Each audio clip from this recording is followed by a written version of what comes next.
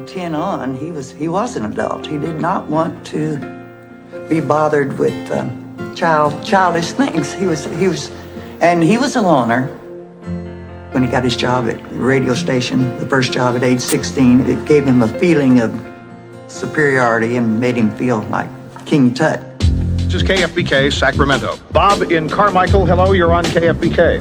Hi, Rush, how are you? Fine. I know you liberals are tuning in. You got the lights out, you're cowered in the corner, and you don't want to admit to anybody that you're watching this. We know you're there. I just want to leave you with this. We feel your pain. Welcome to the Rush Limbaugh program. Rush Limbaugh, who single-handedly saved radio and gave Americans a real hope when they realized, most news outlets were so against them and their conservative values. Rush Limbaugh was like this spark plug. Rush Limbaugh was good for our democracy. He sent a couple of tapes home to me, and they were hilarious. He had a little more free reign with them. And I thought, boy, if someone hears you, you're on your way. Here he is, the hottest name in all of radio, soon to have his own television show. Who is this guy on almost 500 radio stations in America? I give you Rush Limbaugh right here. If I were of the attitude that my primary goal was to go in that studio every day and make sure that America heard everything I said and acted on it, because times are crucial. We don't have much time to save everything.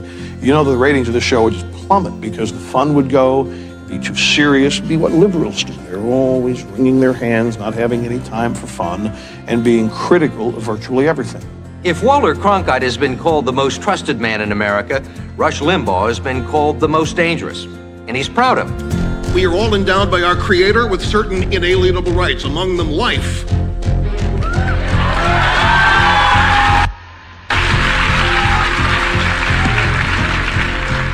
Liberty, freedom.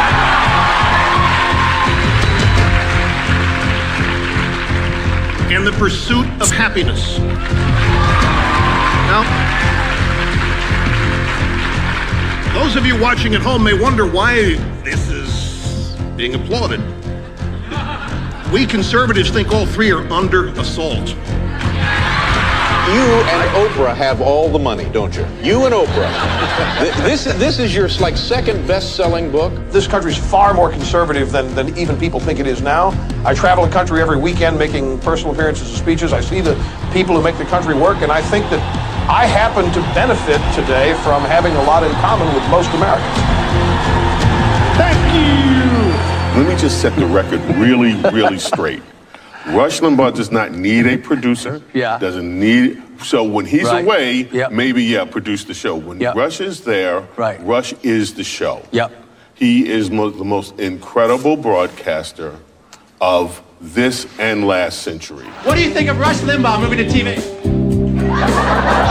The views expressed by the host on this show are not necessarily those of the staff, management, nor sponsors of this station, but they ought to be. There's a new fascism out there that I think is springing up, and it is reminiscent of this no tolerance. If, for example, you don't say the right things about an issue, it's not enough that they just turn you off or not listen to you. They want to try to get you banned. They want to get you so that you can't speak.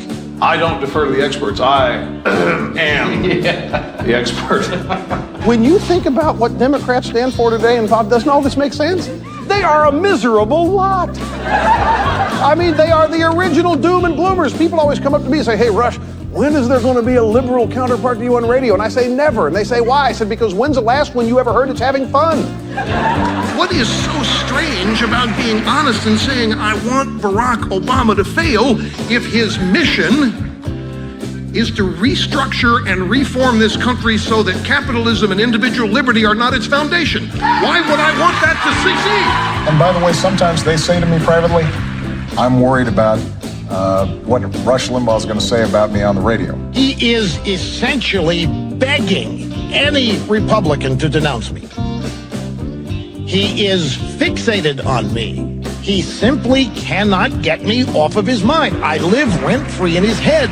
There are 14 million people a week who listen to Rush. People who want to hear what he has to say, whether you like it or not. Rush Limbaugh took the moribund AM dial, and now it's a flourishing realm where countless people, from Michael Medved to Dennis Prager to Sean Hannity, are granting people the alternative reality from the mainstream media. Let me tell you who we conservatives are. We love people.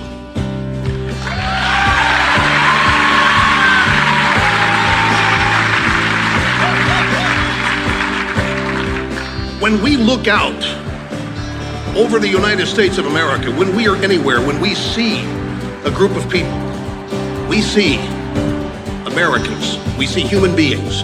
We don't see groups, we don't see victims, we don't see people we want to exploit.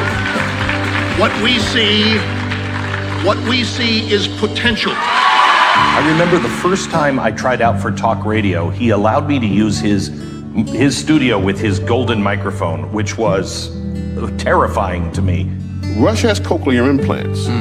He's deaf. Now, most people don't even realize that. These are cochlear implants. I'm deaf. I'm 100% deaf, and I can only hear bionically with these. If I'd lost my hearing 15 years before I did, it'd been the end of my career because the tech hadn't been invented.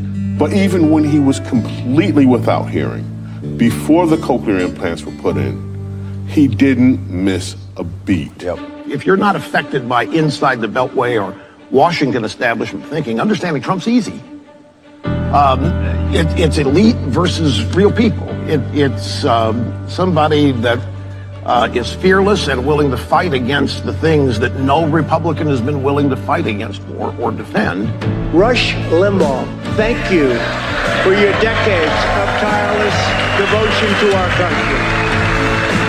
And Rush, in recognition of all that you have done for our nation, the millions of people a day that you speak to and that you inspire, and all of the incredible work that you have done for charity, I am proud to announce tonight that you will be receiving our country's highest civilian honor, the Presidential Medal of Freedom.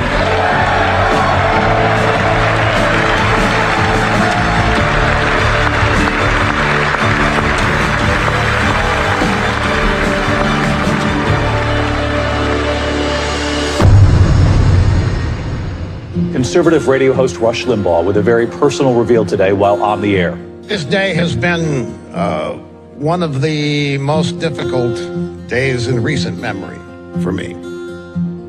I have been diagnosed with advanced lung cancer.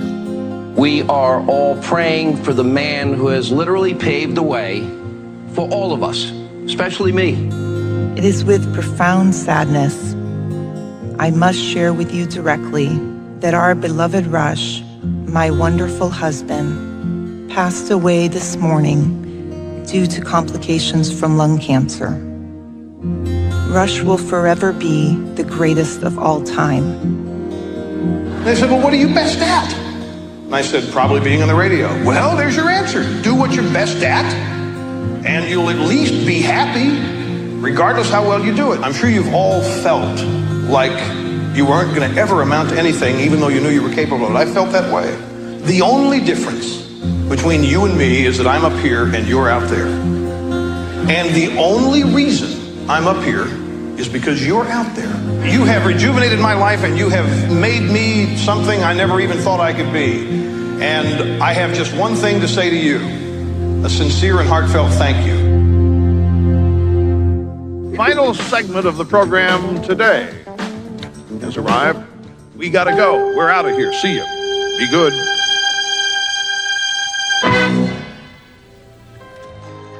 I wish there were a way to say it other than thank you.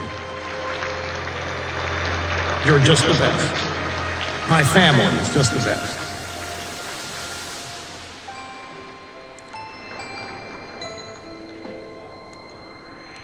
Thank you.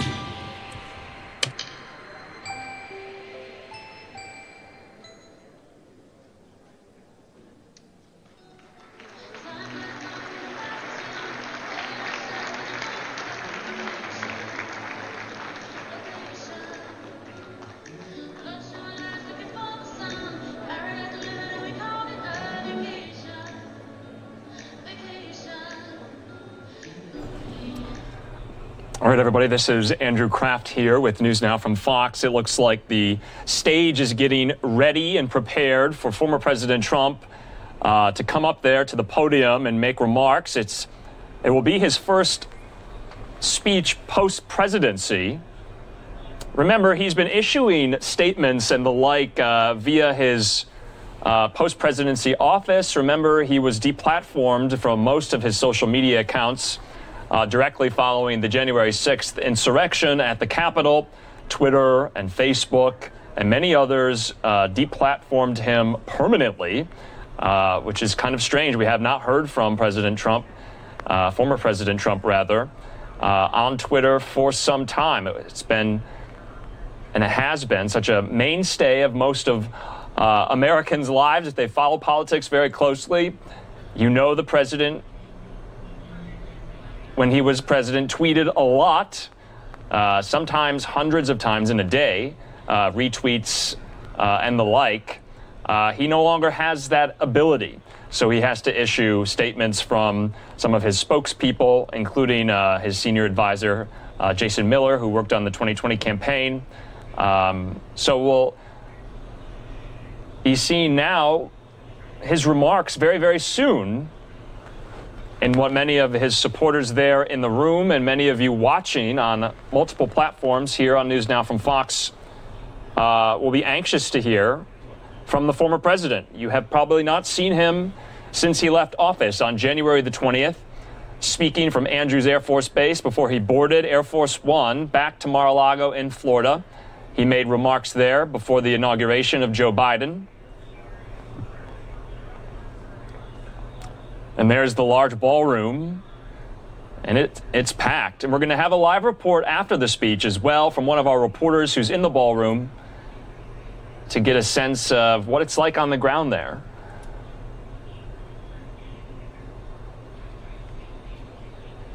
And you see a lot of social distancing taking place amongst people in the seats, people with masks on, others without them. A couple days ago, Cpac organizer had to remind guests to please abide by the CDC guidelines for the coronavirus, to which that advisor and organizer was booed from the attendees in the crowd. Remember, many of these people here really don't like the COVID lockdowns or the COVID restrictions or the COVID guidance. You heard a lot of that on the stage amongst the panelists there as well, who say lockdowns don't work, we need to reopen, etc.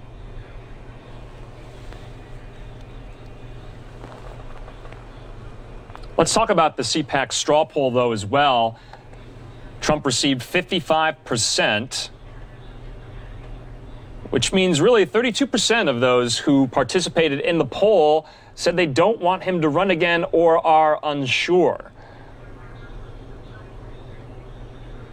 I'll be honest, that number kind of surprised me. Thought it would be a little higher.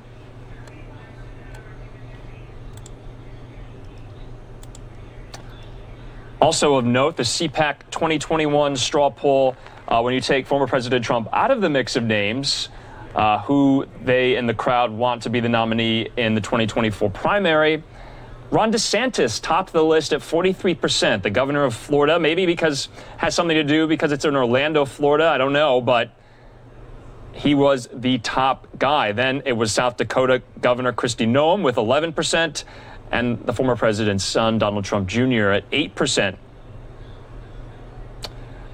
I have to point this out because it is striking. 1% was garnered by none other than former Vice President Mike Pence, only getting 1% in that Cpac straw poll, and that's without former President Trump.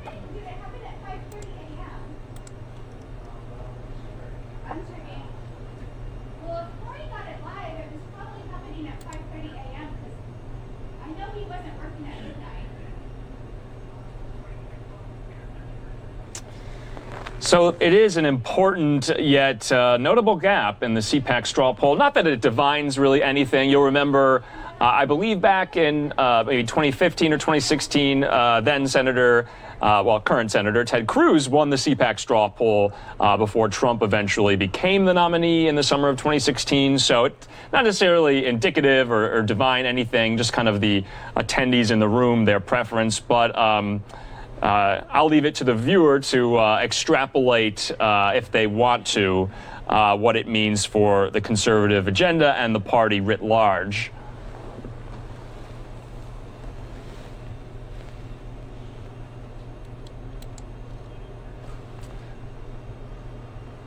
So it's a little after 1:40 Mountain Time here in Phoenix, Arizona, where NewsNOW from Fox is. A little after 3:40 on the East Coast there in the Sunshine State in Orlando. Former President Trump slated to start speaking at 3:40. They're still readying the stage, it looks like.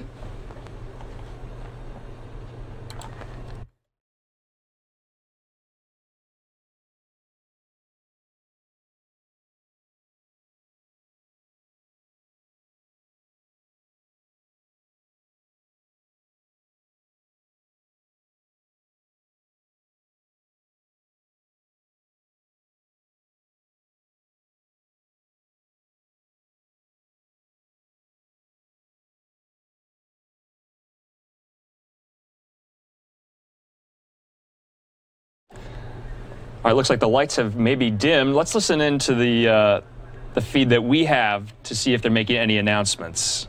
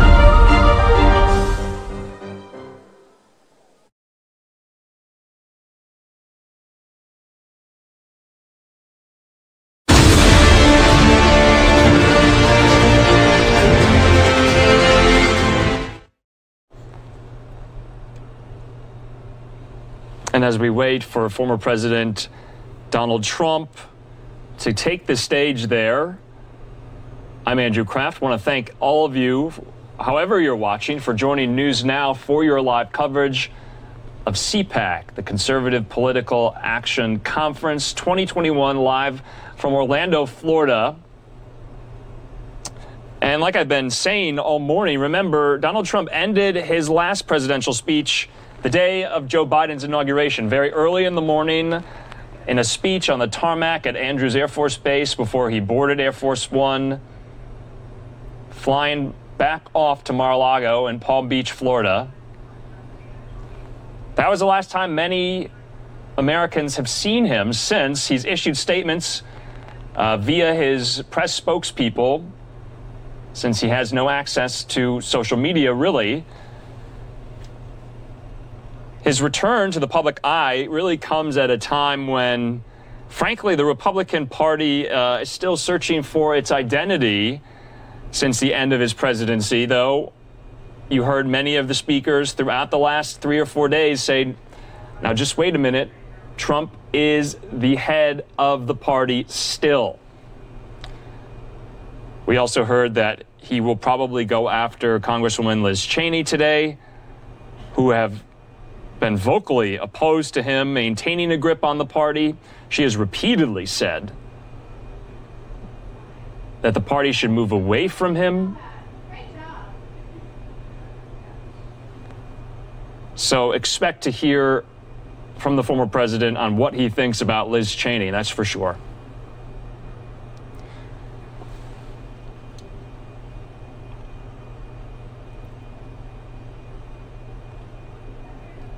For those of you watching our coverage of Cpac and following it on social media, you may have seen this viral moment of this gold-colored statue of Trump rolling about the halls. It's been getting a lot of traction. It was trending on Twitter, made by a Mexican artist. If we have a picture of it later, I'll bring it up for those who don't know what I'm talking about.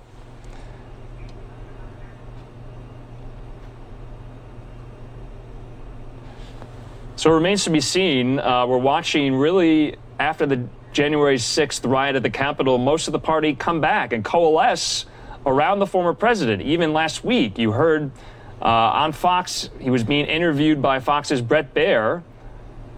Senate Minority Leader Mitch McConnell said if Trump was the nominee in 2024, he would vote for him. Even though he said he was morally culpable for the riot, for inciting the riot and the mob at the Capitol on January the 6th.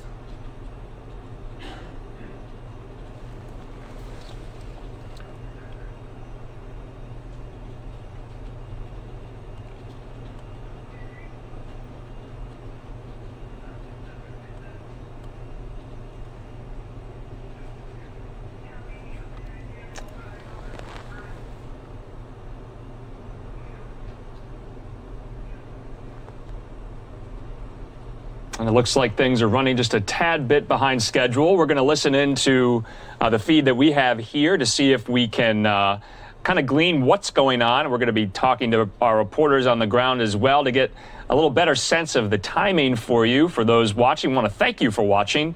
We'll see you back here in just a second.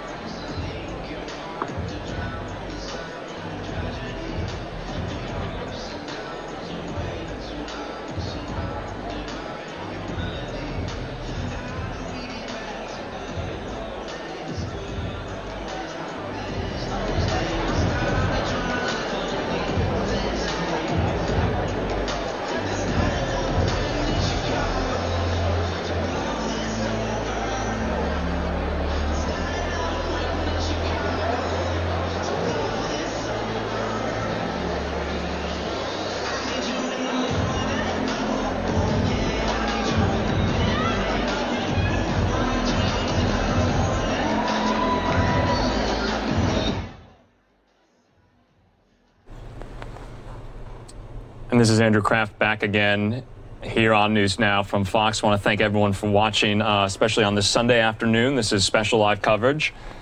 Former President Trump will be speaking for the first time in extended live remarks since he left the White House. This is his first post-presidential speech. And remember, he's been talking about taking revenge on those Republicans who either in the House voted to impeach him or in the Senate voted to convict him. Remember, it was the most bipartisan impeachment there's been, and there's only been 4 of them, concerning presidents, that is.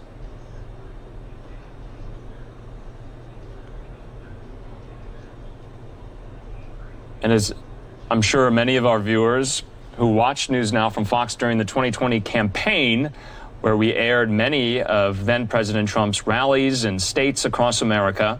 They can go on for some time if the former president does decide to go off script, or even if there is a script with a teleprompter. Remains to be seen. Not really sure what they're doing up on the stage, kind of just readying it for the former president's arrival. And let's listen in. It looks like this is going to be Matt Schlapp. He is the head of the American Conservative Union, which puts on Cpac each and every year. Let's see if they go back to that shot. Here he is. Let's go back. They're getting the stage. How pretty is this stage?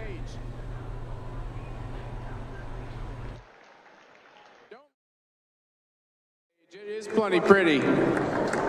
And now we're getting it very safe.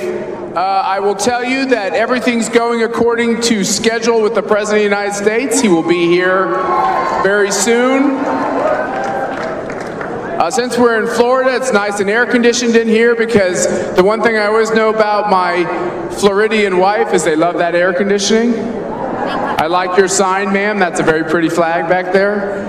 And in the meantime, for a few moments, I wanted to remind you all that it's not just the people in this room who are watching and listening to this content. Obviously, people from all over America, if social media is allowing it to happen. I hope you're all getting your feeds. But you know who else is watching? The whole world.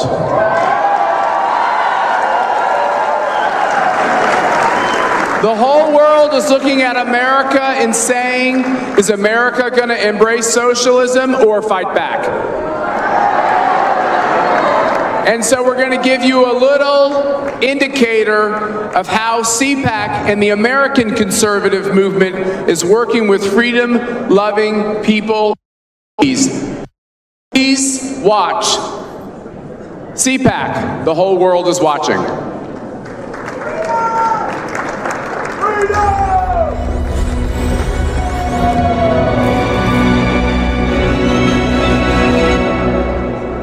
Guess what? Today's Cpac is the biggest and best we've ever seen. Folks, we are making a difference. Well, it's that time of year again, Cpac time. The leaders of the conservative movement have long met in the Washington area each year. And so as we just take this look here at the stage, that was Matt Schlapp. He said everything is still, according to plan, still on schedule, but former president is about 15 minutes late at this point. So they're playing kind of a promo video at the moment about the last couple of days at Cpac and how it's put on every year. And like I said, usually Cpac takes place right outside D.C. This year, though. It's in Orlando, Florida.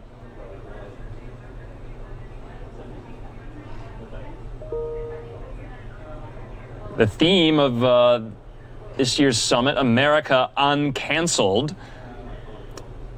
hearkening to the cancel culture of the movement that takes place on both the right and the left, frankly.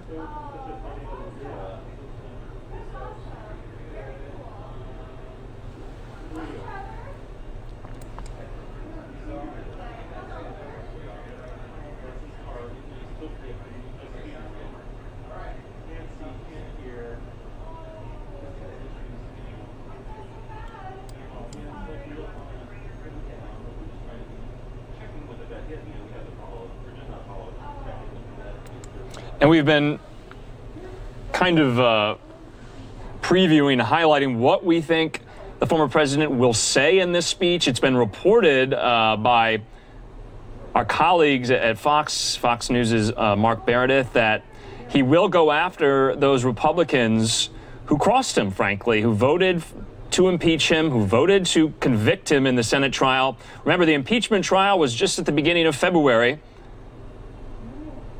He was acquitted for a second time, the only president to have been impeached twice in U.S. American history.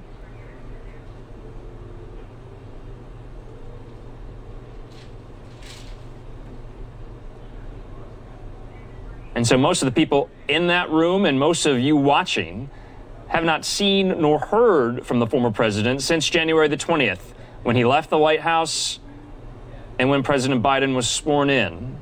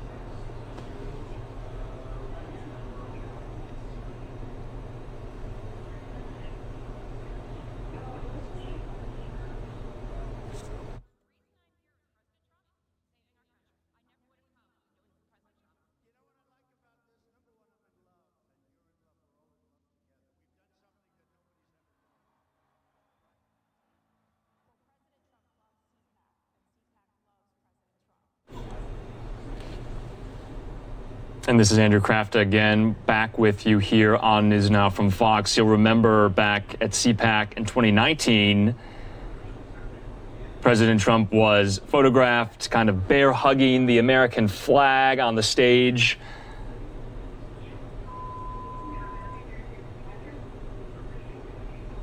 But you heard it from many speakers. If you've been watching all day, many of them have said he is definitely still the head of the party. He is the kingmaker, if you will, which means he has the power to wield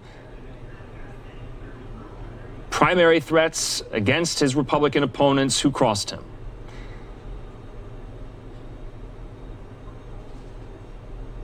In many of the comments and statements he's made since he left the White House, not on camera, but just in written statements, he says the journey is far from over. He's used that phrase a lot, meaning that the movement is not over, the movement has not died just because he lost the 2020 election.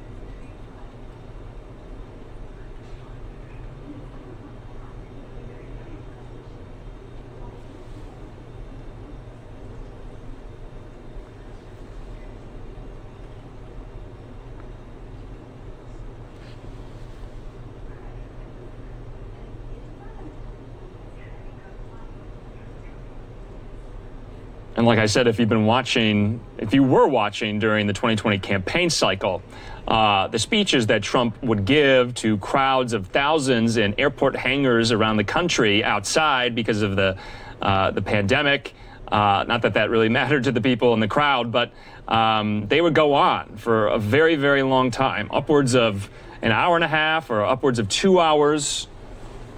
So it remains to be seen, how long do you think the president will be speaking for? Apparently some other outlets have gotten excerpts of the prepared remarks.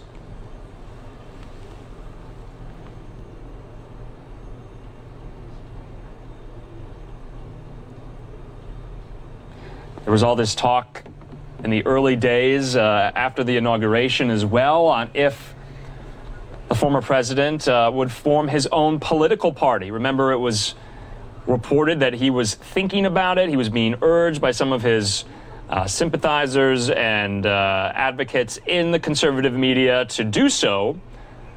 He was essentially talked out of it. I don't think that will be happening.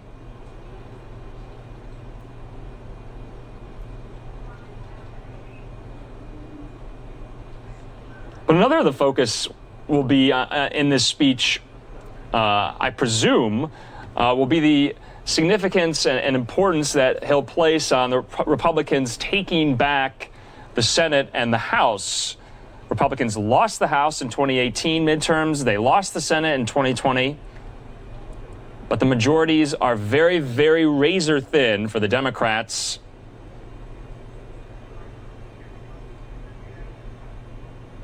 So come 2022, things could look a lot different than they do right now for Republicans.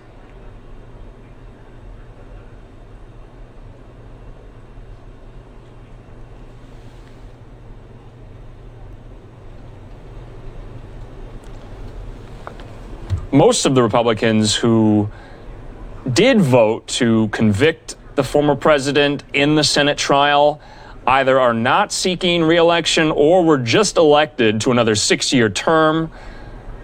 So they kind of voted their conscience there. One of those was GOP Senator from Louisiana, Bill Cassidy, who today said on CNN, quote,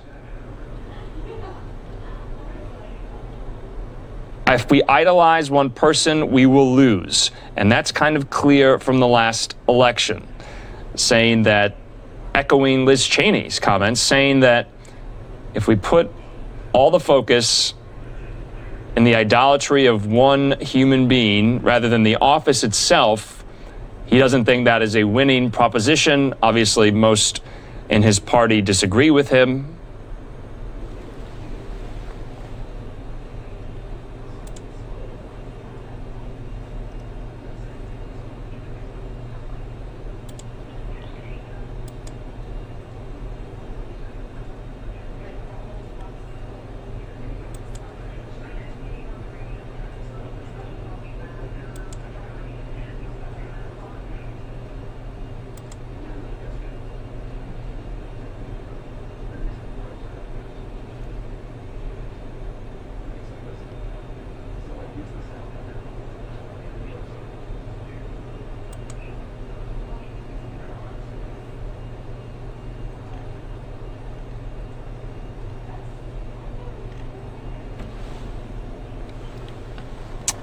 In the meantime, we're going to take a quick commercial break. We'll see you back here in 2 minutes on News Now from Fox.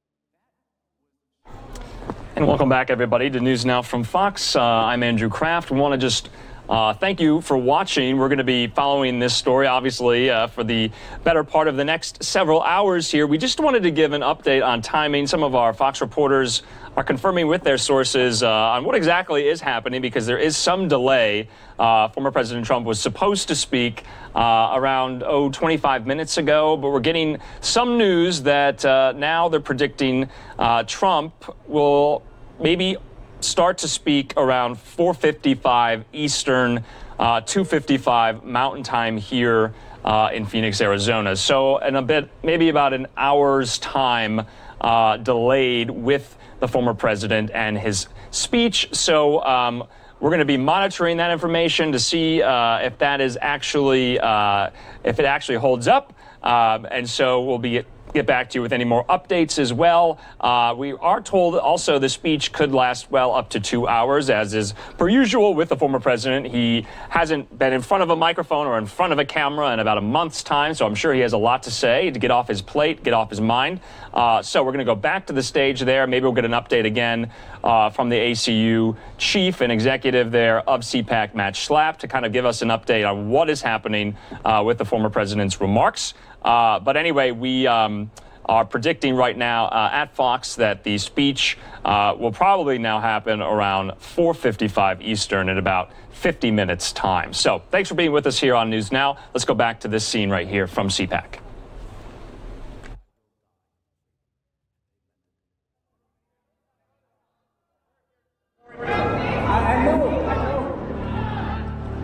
This morning, anti-government protests in Hong Kong reaching a new level of violence. Tens of thousands marched to the U.S. consulate pleading with President Trump to liberate Hong Kong. The American flag held high as the crowd sang America's national anthem. Strong leadership coming from President Trump has put some of these regimes on the precipice, and I'm hoping that they fall the right way, which is freedom for their people. Shannon, I've just never seen anything like it. What you have is literally thousands of them, mostly what I would call students or kids, teenagers. Some as young as 12 years old have been arrested. Something I hear all over the globe when I travel. People in MAGA hats, people saying, please tell your president that for the first time we have an American leader who's got our back, who's on our side. They're willing to give their lives for this struggle. It's a very emotional thing to see young people committed to democracy. It's completely the opposite of what they hear when they turn on CNN International in their country about how much the globe is so embarrassed of Donald Trump. The movement is now receiving support from members of the Conservative Political Action Conference here in the U.S. The conservative group joined student protesters, some as young as 12. I had a young man come up. I looked very American coming down the streets of Hong Kong, and he said, "Are you with Cpac?" And I said, "Yeah, I'm with Cpac." And he goes, "Thank you." It makes you almost want to tear up. These are really important times. Our last night in Hong Kong, this great patriot who stands for freedom, Jimmy Lai, invited us to his house. And when we showed up at Jimmy's house, there were members of the media who were essentially communist spies from media outlets owned by the communist regime in Beijing. They were there to harass us, to make us feel unsafe. Filming us as we were walking in, videotaping us, recording who we are, why we were there. We had this conversation around the table. What's at stake? What are the chances that this comes out well for the people of Hong Kong? What are the chances that a Tiananmen Square type episode occurs? Will there be this violent and bloody crackdown?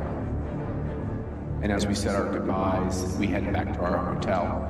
We all went to sleep, and not many hours later, we were woken up to the news. The home of Hong Kong media tycoon Jimmy Lai was attacked early Thursday morning by a firebombing. Two masked men lit glass bottles on fire in front of Lai's residence and lobbed them at the gate. The firebombs were seen as an act of intimidation against the pro-democracy tycoon. They were sending us a very clear message. Don't meet with Jimmy. They were sending Jimmy a very clear message. Don't meet with the Cpac guys. And I think they were also sending us a message that it was time for us to leave.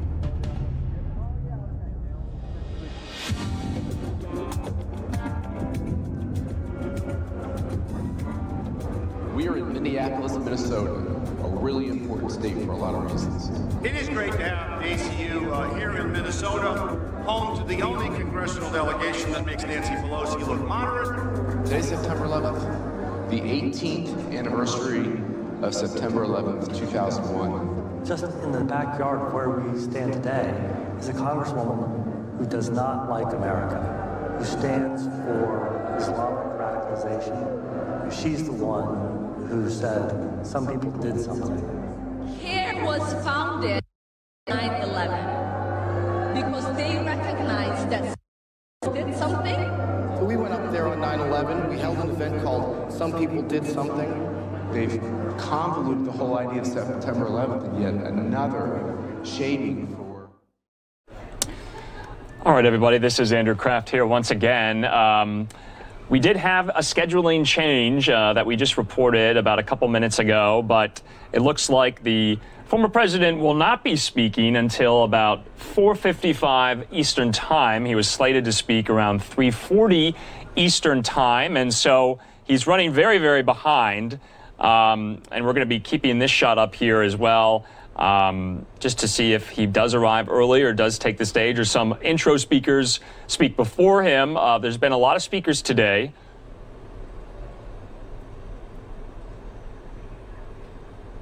But we are told the speech will last upwards of 2 hours, which is customary for the former president.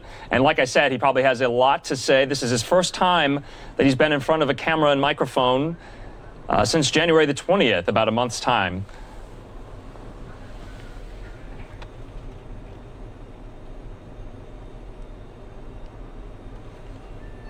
Remains to be seen on if the organizers of Cpac will bring anyone out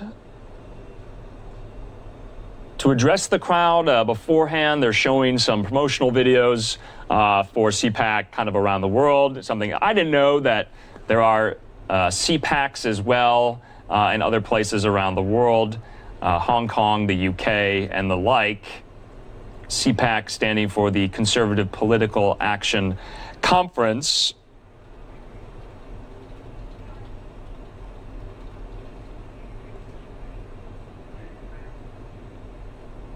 We're also going to be speaking to a reporter after the speech. She's live on the ground for us. That's Fox 35's Alina Shirazi.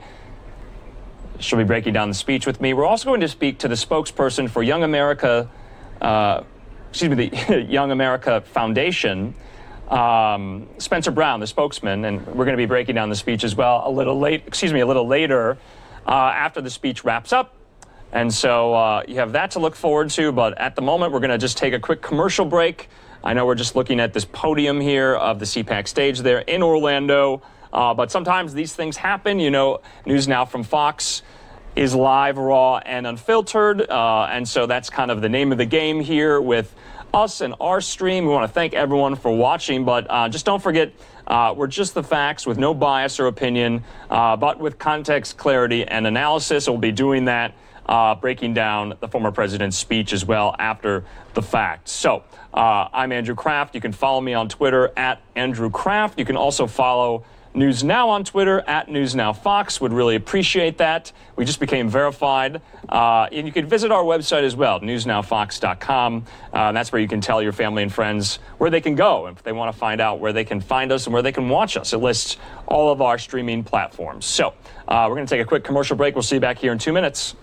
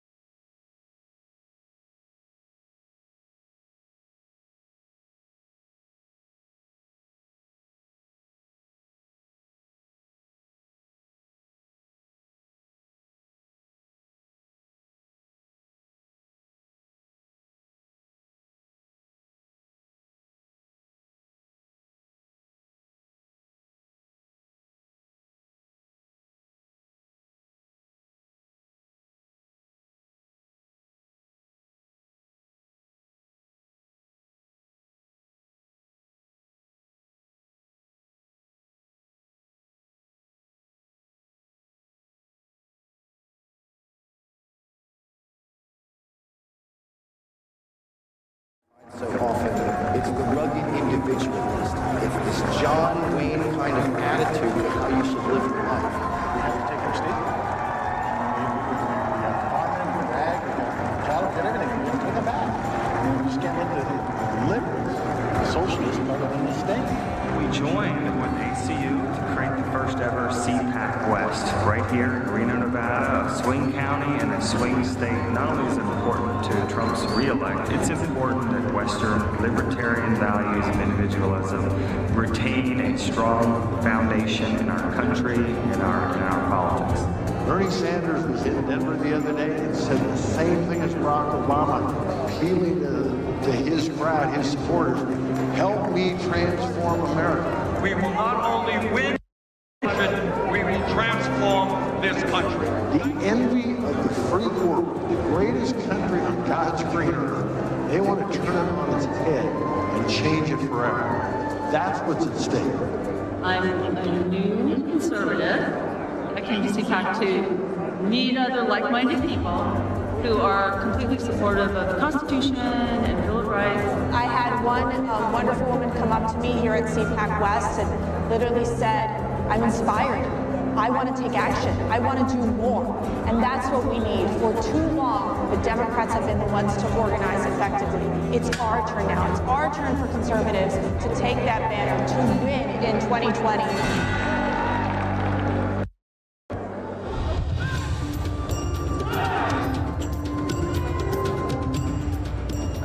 Cpac kicks off in Seoul, South Korea, and it's hosted by the American Conservative Union. Just make the statement, Cpac South Korea, and think about it for a little bit.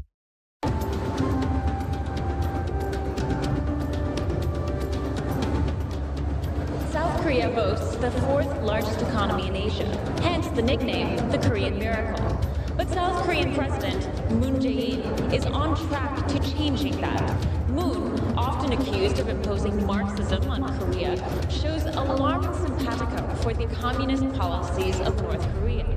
The threat of communism on the peninsula is growing, and this whole socialism threat that we have here in our country is really a problem in so many corners of the globe. Cpac, South Korea. I had to keep pitching myself. Are we really going to go right in the middle of all that and have a Cpac? And would anybody show up? Korea Cpac concluded to a packed ballroom in Seoul's Grand Hyatt Hotel. Though 500 were expected for the debut, more than 1,000 Koreans showed up, spilling into overflow space at the hotel.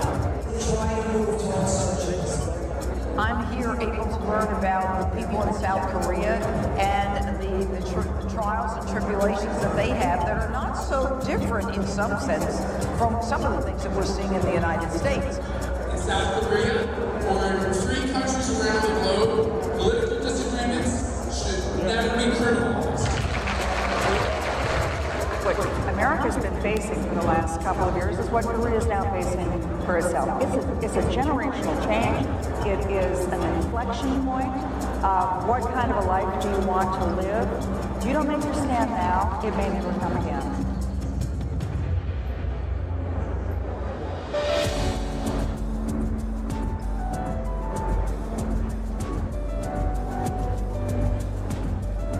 People in Georgia are just as sick. All right, everybody, welcome back to News Now from Fox. I'm Andrew Kraft. We'll be just monitoring that feed we were just showing you there of the Cpac stage in Orlando, Florida, with the podium all set to go, the stage all set to go. We're just waiting for the main player of the moment, former President Donald Trump, who is running late. He's running about an hour late. We're told that the speech will kind of start right now around 4:55 p.m. Eastern, 2:55 p.m. Mountain Time here in Phoenix, Arizona. So I want to thank everyone for watching. We know it's a little bit of a longer wait than you had anticipated, but don't go anywhere because the speech, we're told, is expected to be about 2 hours in length. As you know, this is his first speech since he left the White House in front of TV and cameras and a microphone. So it's going to be probably a pretty long one. So we're going to go back to that shot. I'm going to read some of excerpts that Fox has obtained from the speech itself. This is new. You're going to want to listen to this, and then I'll just be coming in and out of the feed itself, kind of updating you on what we're seeing, when we're expecting the former president, and some of the context as well, given everything that's gone on since he left office and Joe Biden took over as the 46th president.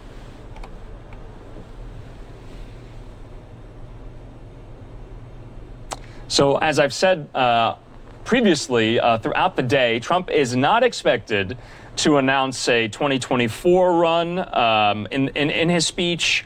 Instead, he'll focus on the immediate future of the Republican Party. As you remember, 2020, the Republicans lost control of the Senate. 2018, Republicans lost control of the House. And 2020, they lost control of the White House as well.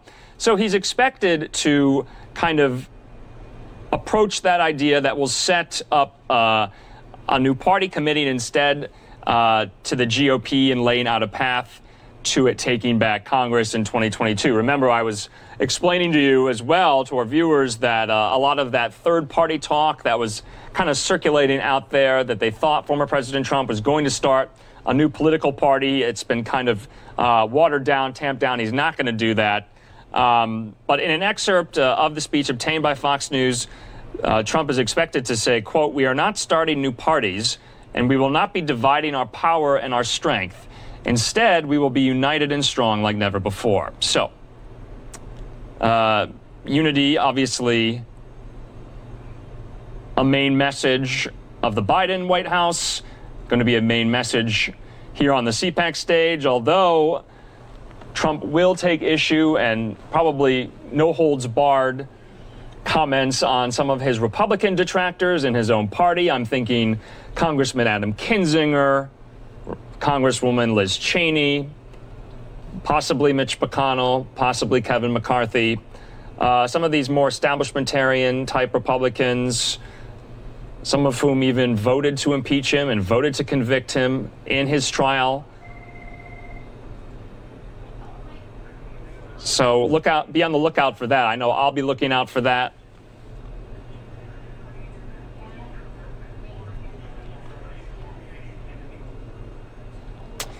And just to kind of give a recap of Cpac in general, we've been showing you speeches from a lot of main players in the Republican Party, including Senator Rick Scott of Florida, Senator Tom Cotton, Senator Ted Cruz, Senator Josh Hawley, Florida Governor Ron DeSantis. We saw former Secretary of State for President Trump, Mike Pompeo. Also the South Dakota Governor, Kristi Noem. One thing that really struck out to me was that former Vice President Mike Pence was not there at Cpac this year at the moment. So there were some reports that former President Trump asked him not to be there. I don't know if Fox had confirmed any of those. Anyway, let's go over to, it looks like ACU head Matt Schlapp is taking questions from reporters in the lobby of the convention center.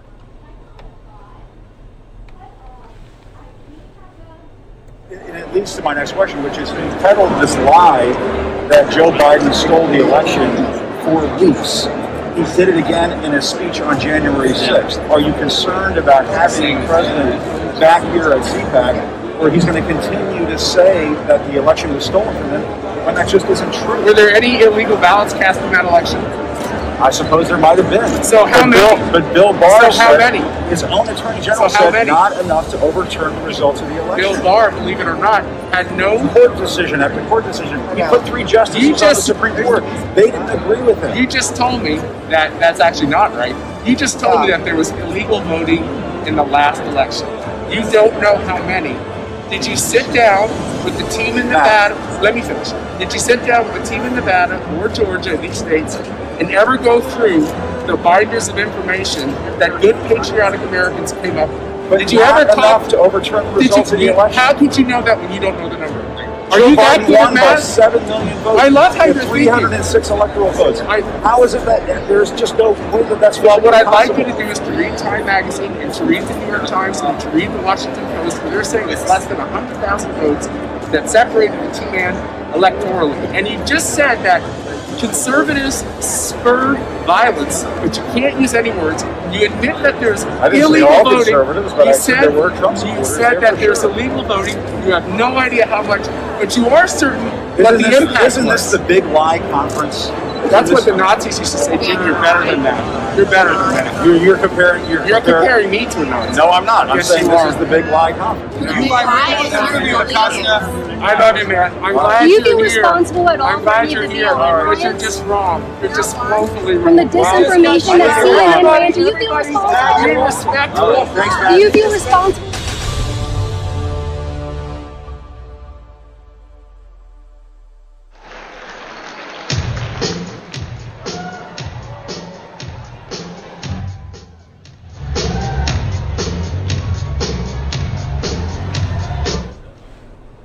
And this is Andrew Kraft here once again. I was under the impression that that was live happening outside the convention center ballroom, but it looked like that happened about a couple of days ago. That was ACU's, American Conservative Union's Matt Schlapp, who puts on Cpac, kind of going toe-to-toe there with CNN's Jim Acosta. Most of our viewers probably recognized him.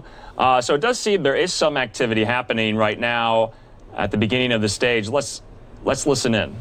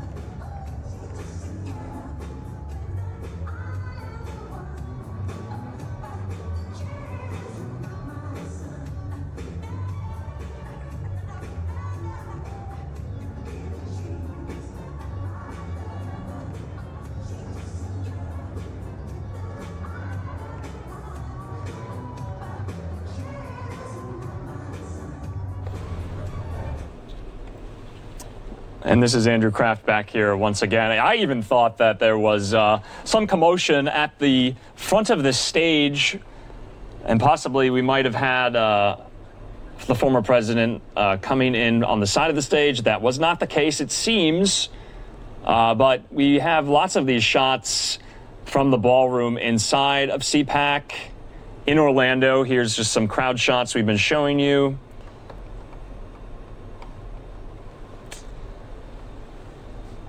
It's a massive ballroom, but one that the Hyatt there in Orlando is making the Cpac goers still abide by the CDC guidelines, because we are in the middle of a pandemic still. So you see some people wearing masks, others not. Not many people social distancing, but not every chair is filled. So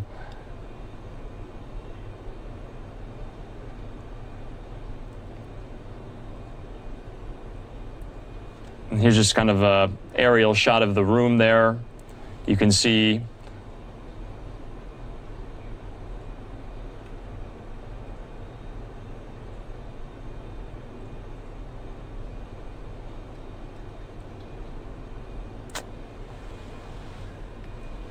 and this is Andrew Kraft once again. And we wait. We are waiting for former President Trump. He's running about an hour behind schedule. We're told he's going to be speaking around 2:55 p.m. Mountain Time, 4:55 p.m. there on the East Coast in Orlando, Florida at Cpac. And I believe this will be, I think this is the last day of the conference itself, ending with the former president's speech on Sunday. So We'll be kind of monitoring these feeds in the next 20-25 minutes or so, but I've been giving commentary and context throughout the afternoon here, just kind of highlighting what we expect that he will say. Remember, he hasn't been in front of a camera or a microphone in about a month's time since he left the White House on January the 20th. We're told that he's not expected to announce an official run in 2024, but the focus of the speech will primarily be on shoring up support for candidates in the 2022 midterms to retake control of the House and the Senate. But as is customary with President Trump, former President Trump rather, he does go off script a lot. He does make jabs at his political opponents a lot. And so we're expecting that as well. So we're going to take a quick commercial break. We'll see you back here on News Now from Fox. So we thank you for watching. See you here in 2 minutes.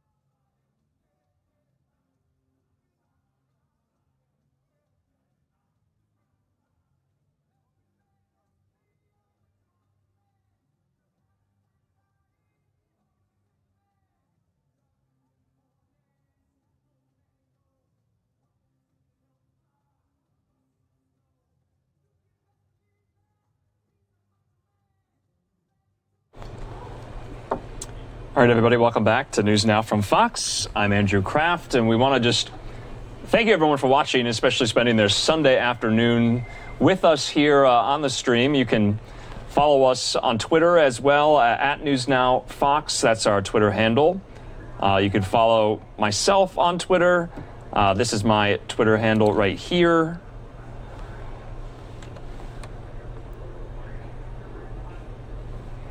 And so we are still waiting for the former president. As you know, he has been hyping this. Everyone in his orbit has been hyping this for about 2 weeks' time when it was announced that he would be speaking at Cpac.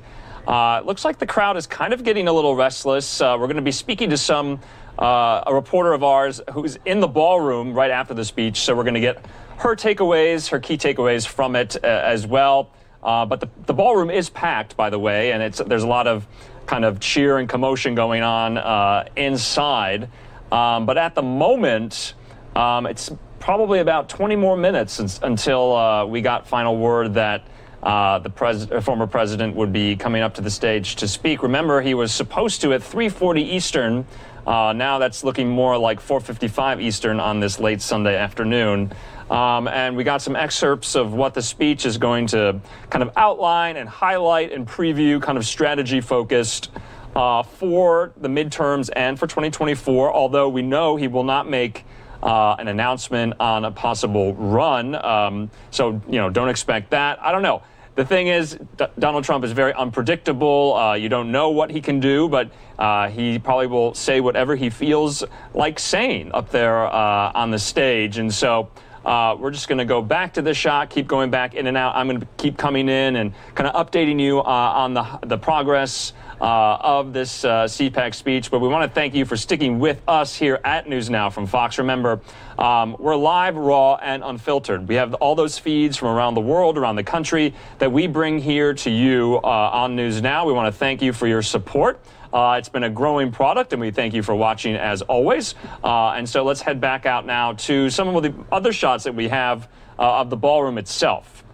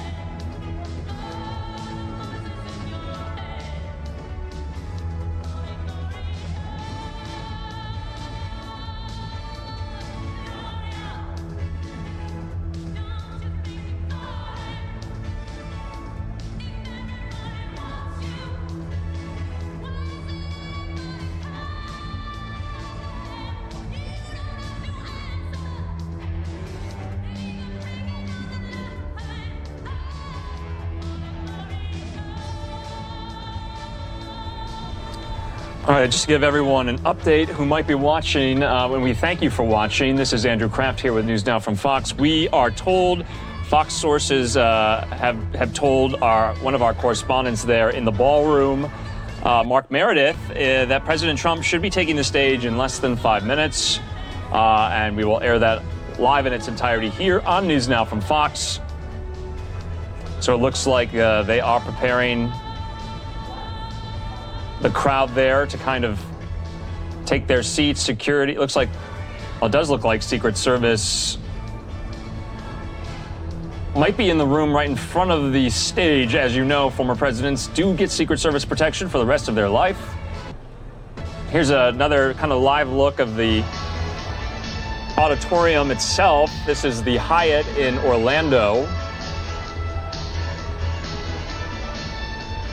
See a lot of MAGA hats, a woman kind of flexing with a tattoo on her bicep there.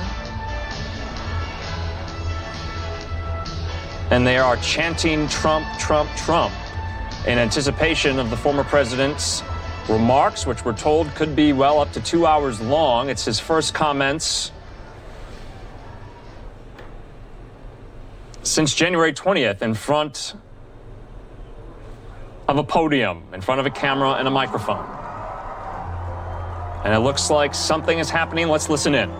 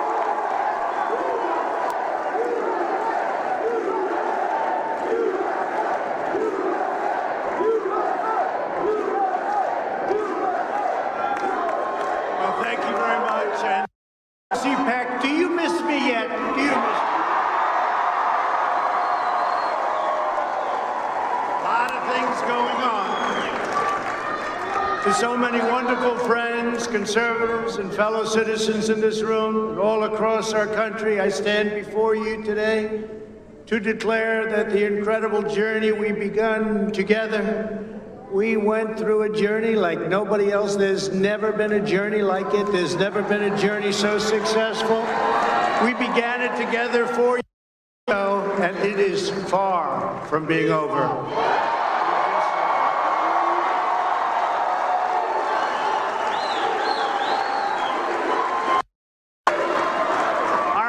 Of proud, hard-working, and you know what this is? The hardest working people, hard-working American patriots, is just getting started, and in the end, we will win. We will win. We've been doing a lot of winning.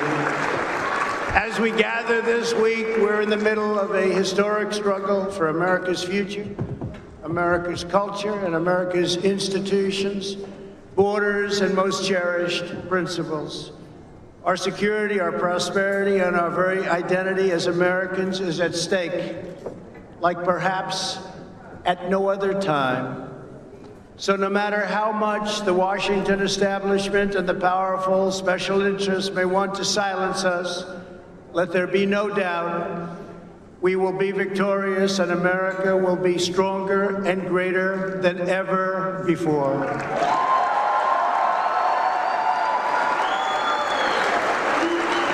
I want to thank my great friends, Matt and Mercedes Schlapp. Matt, thank you. Thank you. Mercedes, thank you very much. And the American Conservative Union for hosting this extraordinary event. They're talking about it all over the world, Matt. I know you don't like it. Okay. All over the world. I also want to pay my love and respect to the great Rush Limbaugh.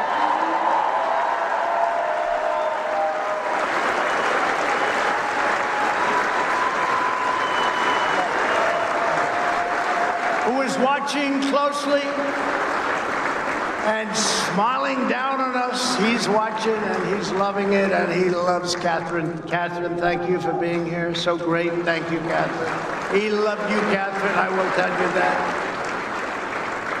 So fantastic. Thank you, Catherine, very much. To each and every one of you here at Cpac, I am more grateful to you than you will ever know. We are gathered this afternoon to talk about the future of our movement, the future of our party, and the future of our beloved country. For the next 4 years, the brave Republicans in this room will be at the heart of the effort to oppose the radical Democrats, the fake news media, and their toxic cancel culture. Something new to our ears, cancel culture. And I want you to know that I'm going to continue to fight right by your side. We will do what we've done right from the beginning, which is to win. We're not starting new parties.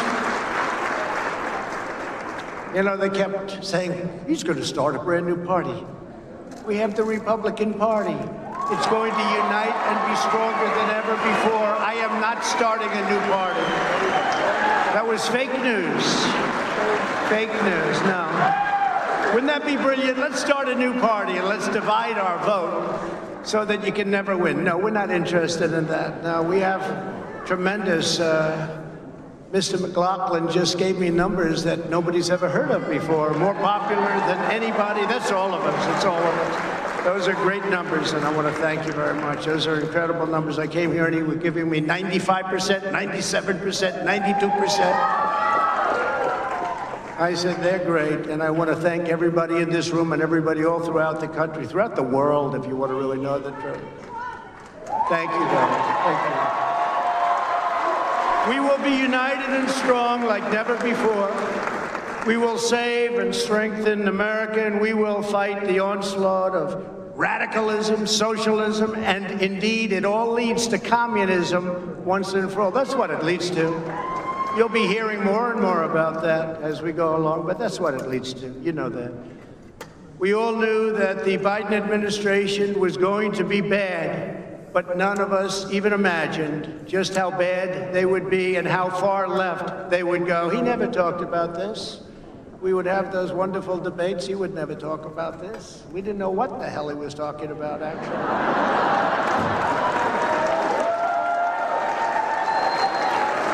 His campaign was all lies, talked about energy. I said, you know, this guy actually, he's okay with energy. He wasn't okay with energy. He wants to put you all out of business. He's not okay with energy. He wants windmills, the windmills that don't work when you need them. Joe Biden has had the most disastrous first month of any president in modern history. That's true. Already the Biden administration has proven that they are anti-jobs, anti-family, anti-borders, anti-energy, anti-women, and anti-science. In just one short month, we have gone from America first to America last. You think about it, right? America last. There's no better example than the new and horrible crisis on our southern border. We did such a good job. It was all worked. Nobody's ever seen anything like we did. Now he wants it all to go to hell. When I left office just 6 weeks ago, we had created the most secure border in U.S. history. We had built almost 500 miles of the Great Border Wall. That helped us with these numbers because once it's up, you know, they used to say a wall doesn't work. Well, you know what I've always said? Walls and wheels, those are two things that will never change. The wall has been amazing. It's been incredible. And little sections of it to complete, they don't want to complete it. They don't want to complete little sections in certain little areas. They don't want to complete, but it's had an impact that nobody would have even believed. It's amazing considering that the Democrats' #1 priority was to make sure that the wall would never, ever get built, would never, ever happen, would never get financed. We got it financed. We ended catch and release, ended asylum fraud, and brought illegal crossings to historic lows.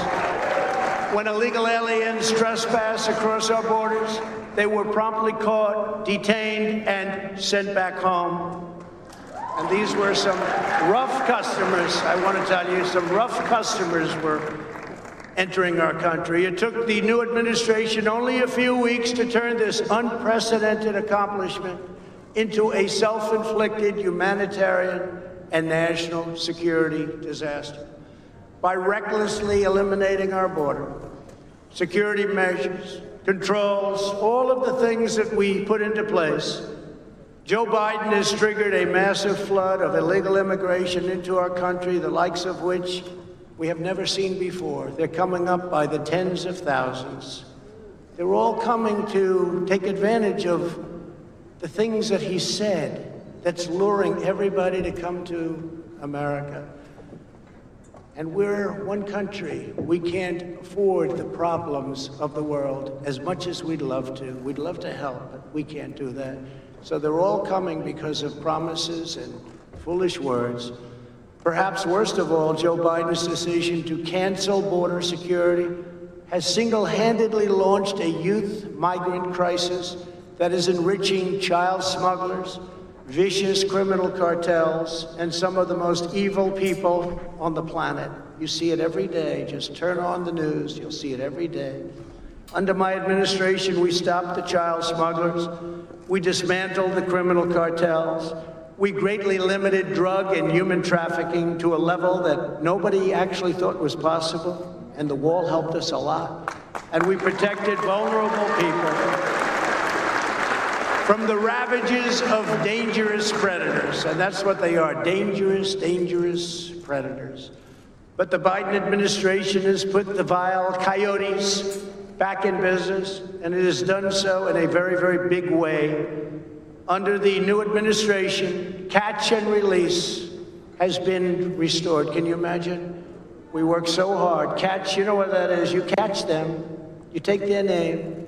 They may be killers, they may be rapists, they may be drug smugglers. You take their name and you release them into our country. We did the opposite. We not only didn't release them, we had them brought back to their country. Illegal immigrants are now being apprehended and released along the entire southern border, just the opposite of what it was 2 months ago. They weren't coming because they couldn't get in. Once they think they can get in, they're coming, and they are coming at levels that you haven't even seen yet. By the hundreds of thousands, by the millions they'll be coming. The Biden administration is now actively expediting the admission of illegal migrants, enabling them to lodge frivolous asylum claims and admitting them by the thousands and thousands and thousands a day, crowded together in unsanitary conditions despite the ongoing economic and public health crisis, COVID-19, or as I call it, the China virus.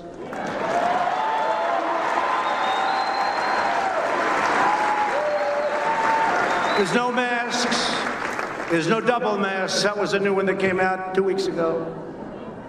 First, Fauci said, you don't need masks, no good, no. Then all of a sudden he wanted, now he wants double masks. No social distancing, no nothing.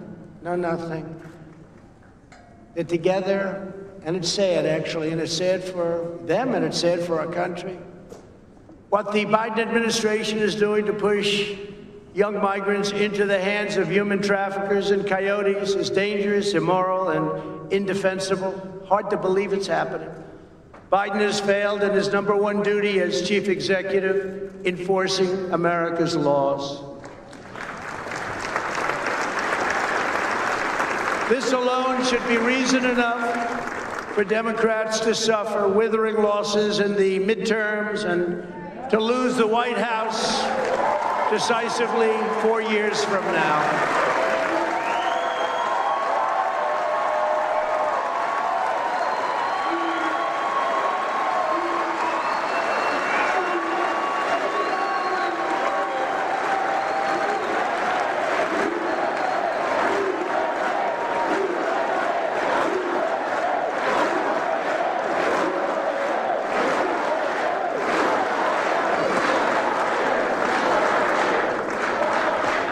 Actually, as you know, they just lost the White House, but it's one of those things. But who knows? Who knows? I may even decide to beat them for a third time, okay?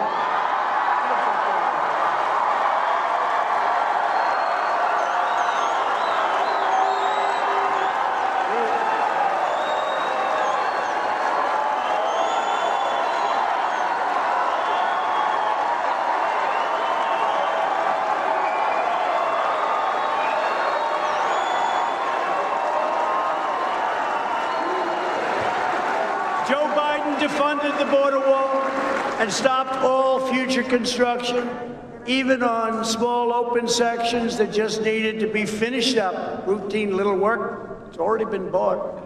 Wait till the contractors get to them and they say, no, it costs us much more money not to finish the small section than if we finished it. That's going to be nice. Wait till you see those bills start pouring in.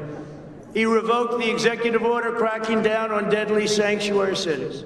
He has effectively ordered a shutdown of ICE, halting virtually all deportations. Everyone, murderers, everybody, no more. Let's not deport people.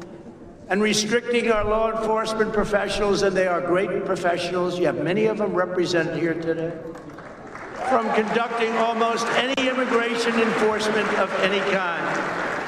The Biden policy of releasing criminals into the U.S. interior is making America into a sanctuary nation where criminals, illegal immigrants, including gang members and sex offenders, are set free into American communities. They have no idea. And remember, with the caravans, these countries, not only the three of them, but many, many countries all over the world, they're not giving us their best and their finest because they're intelligent.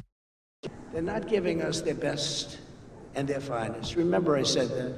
I said that a long time ago when I made the first remarks, when I came down the escalator with our great future First Lady, who says hello, who loves you as much as I love you. But I said that a long time ago, and we turned out to be 100% correct. Biden's radical immigration policies aren't just illegal. They're immoral, they're heartless, and they are a betrayal of our nation's core values. It's a terrible thing that's happened. The Republican Party must hold Joe Biden and the Democrats.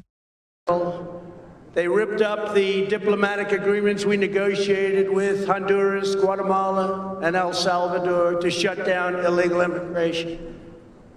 You know, they got a fortune. They got paid $500 million a year. When I came into office, those countries were refusing to take back illegal alien gang members, including MS-13, the most vicious, probably of them all. No matter where you go in the world, MS-13, they do things that even the worst don't think about.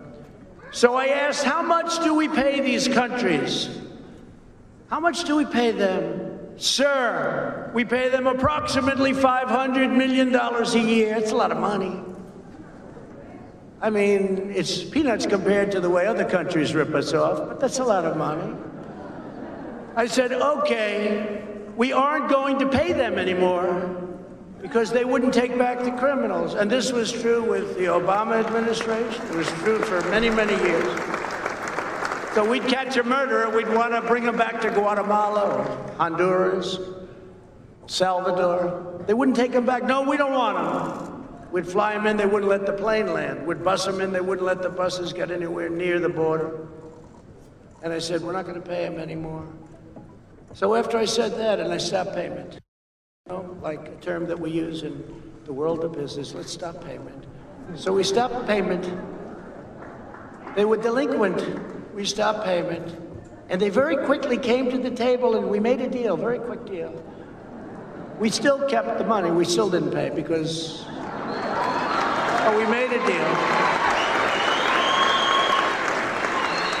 And when illegal aliens came across our border, they were rapidly deported and lovingly accepted by those countries from where they came. And it worked out great. So now they accept the people. And then we ultimately got along very well with those countries, those three countries, and many countries throughout the world because they respected us again. They didn't respect us. They couldn't believe what they were getting away with. But now Joe Biden has wrecked this great deal, wrecked it. And they're already doing what they were doing before, and they're taking the money. And that's just a small portion of what's going on. To top it all off, the Biden people are pushing a bill that would grant mass amnesty for millions of illegal aliens while massively expanding chain migration. That's where you come in and everybody comes in, your grandmother, your father, your mother, your brother, your cousins. They come in so easily, so crazy, so crazy.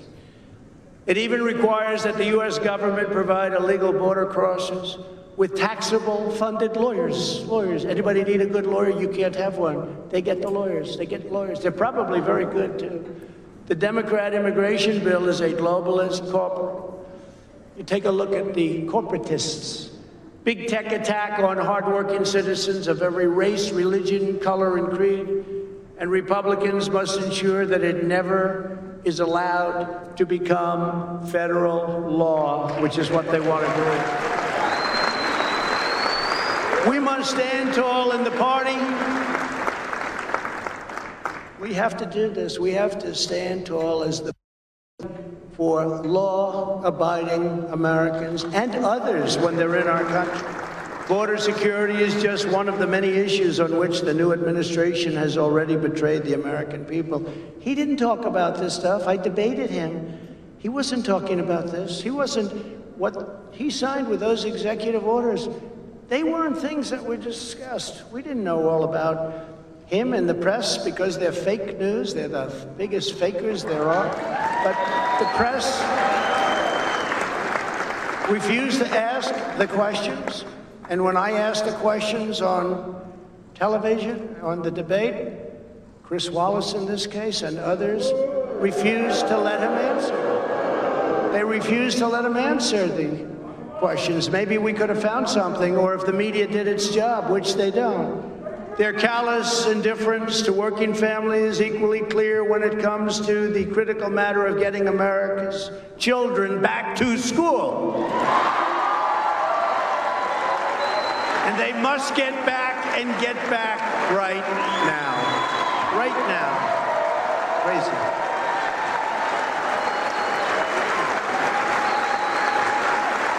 Terrible. Terrible. The Biden administration is actually bragging about the classroom education they are providing to migrant children on the border, while at the same time millions of American children are having their futures destroyed by Joe Biden's anti-science school closures. Think of it. We're educating students on the border, but our own people, children of our citizens themselves, are not getting the education that they deserve. There's no reason whatsoever why the vast majority of young Americans should not be back in school immediately. The only reason that most parents do not have that choice is because Joe Biden sold out America's children to the teachers' unions.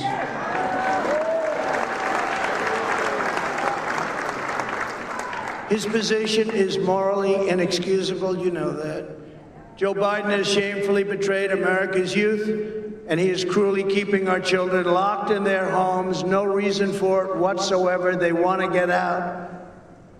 They're cheating the next generation of Americans out of the future that they deserve, and they do deserve this future. They're going to grow up, and they're going to have a scar. It's a scandal of the highest order and one of the most graven acts by any president in our lifetimes. It's the teachers' union, it's the votes, and it shouldn't happen. And nobody has more respect for teachers than I do. And I'll bet you a lot of the people within that union, they agree with everything I'm saying. Even the New York Times is calling out the Democrats. The mental and physical health of these young people is reaching a breaking point. Tragically, suicide attempts have skyrocketed, and student depression is now commonplace and at levels that we've never seen before. The Democrats now say we have to pass their $1.9 trillion boondoggle to open schools, but a very small part of it has to do with that. You know where it's going. It's going to bail out badly run Democrat cities, so much of it. But billions of dollars for schools remain unspent from the COVID relief bills that were passed last year. So on behalf of the moms, dads, and children of America, I call on Joe Biden to get the schools open and get them open now. It'd be a great thing to do.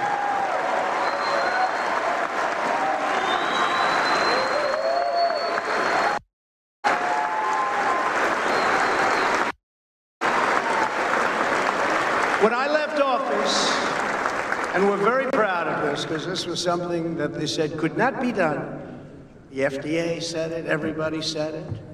Any article you read said it. Couldn't be done. It would be years and years. I handed the new administration what everyone is now calling a modern-day medical miracle. Some say it's the greatest thing to happen in hundreds of years. 2 vaccines produced in record time.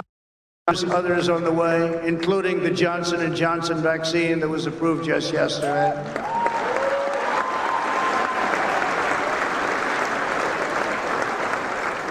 And therapeutic relief also, if you're sick, we have things now that are incredible. What has taken place over the last year under our administration. It would have taken any other president at least 5 years, and we got it done in 9 months. Everyone says 5 years. 5 years. Can you imagine if you had to go through what all of the countries of the world who are now getting the vaccine or soon will be getting it from various companies, but can you imagine if all of those countries had to go through what they've been going through over the last year? You'd lose hundreds of millions of people. I pushed the FDA like they have never been pushed before. They told me that loud and clear. They have never been pushed like I pushed them. I didn't like them at all. But once we got it done, I said, I now love you very much. What the Trump administration has done with vaccines has, in many respects, perhaps saved large portions of the world, not only our country, but large portions of the world. Not only did we push the FDA far beyond what the bureaucrats wanted to do, we also put up billions and billions of dollars, 10 billion, to produce the vaccines before we knew they were going to work. It was called a calculated bet or a calculated risk. We took a risk because if we didn't do that, you still wouldn't have the vaccines. You wouldn't have them for a long time. So think of that. We took this bet. We made a bet because we thought we were on a certain track. But you'd be starting to make them right now. It would be a long time before you ever saw them. It takes 60 to 100 days to manufacture and inspect new doses. And that means that 100% of the increased availability that we have now was initiated by our administration. 100%.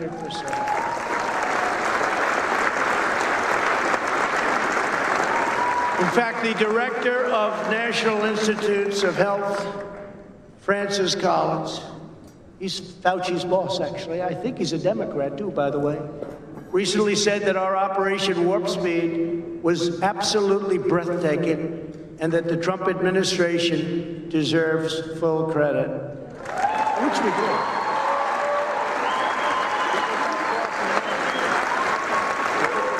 And as conservatives and Republicans, never forget that we did it. Never let them take the credit because they don't deserve the credit. They just followed now, they're following our plan, but this has been something that they really call it an absolute miracle. Joe Biden is only implementing the plan that we put in place, and if we had an honest media, which we don't, they would say it loud and clear. By the time I left that magnificent house at 1600 Pennsylvania Avenue, almost 20 million Americans had already been vaccinated. 1.5 million doses were administered on my final day alone. 1.5 million in a day. Yet Biden said just a few days ago that when he got here, meaning the White House, there was no vaccine. He said, there's no vaccine? Oh, good. Say it again, Joe. Now, I don't think he said that, frankly, in a malicious way. I really don't. I actually believe he said that because he didn't really know what the hell was happening. But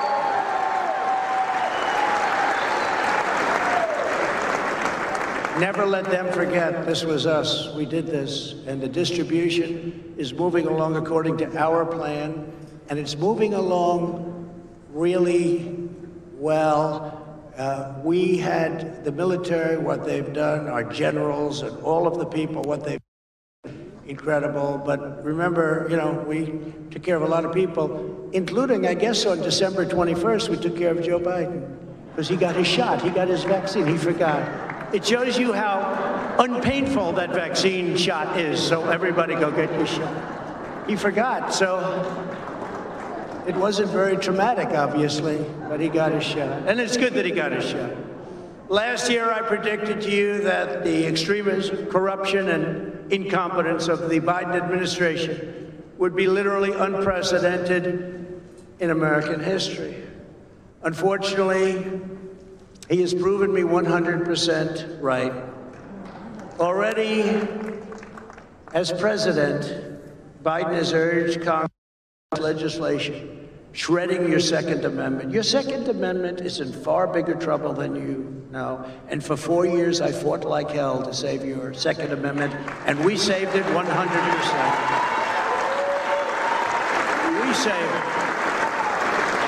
He signed an order to conduct politically correct, far-left indoctrination trainings in every department of the federal government, including the U.S. military, after I had terminated these horrible things that were being preached to our military.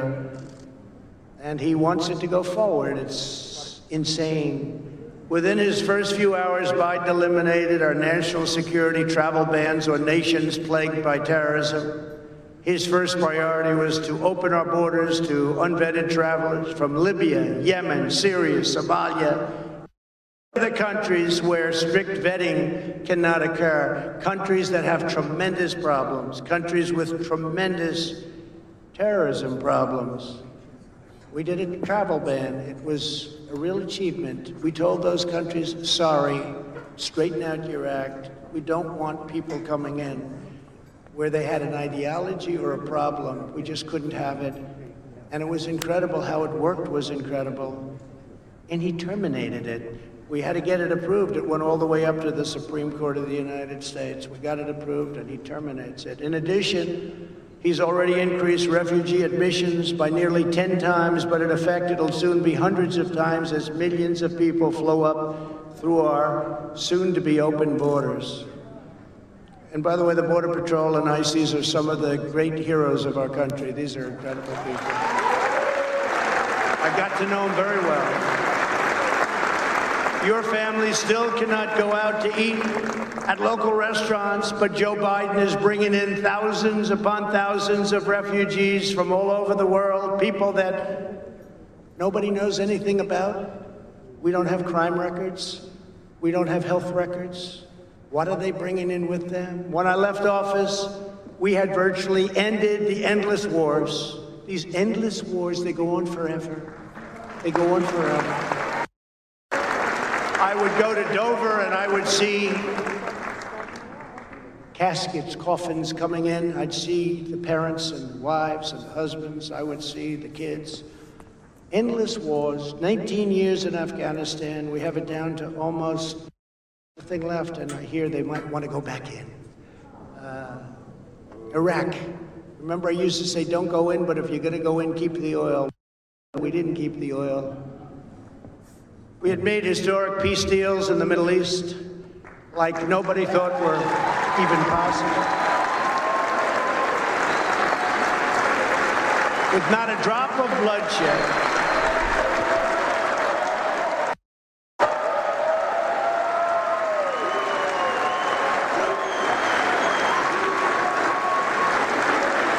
And by the way, not one American soldier has been killed in Afghanistan in over a year. Think of that. Not one.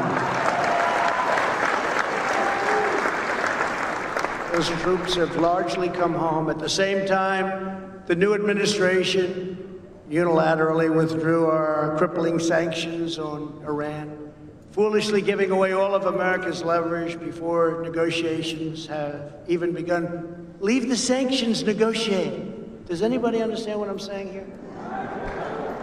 Are there any good business people? You don't have to be a good, are there any bad business people? They took off the sanctions. They took off the sanctions. They said, well, we're going to not have any sanctions. Let's negotiate a deal. I don't know, Matt Schlapp. I don't think you would have done that. Do you think so, Matt? I don't think so. Mercedes wouldn't have.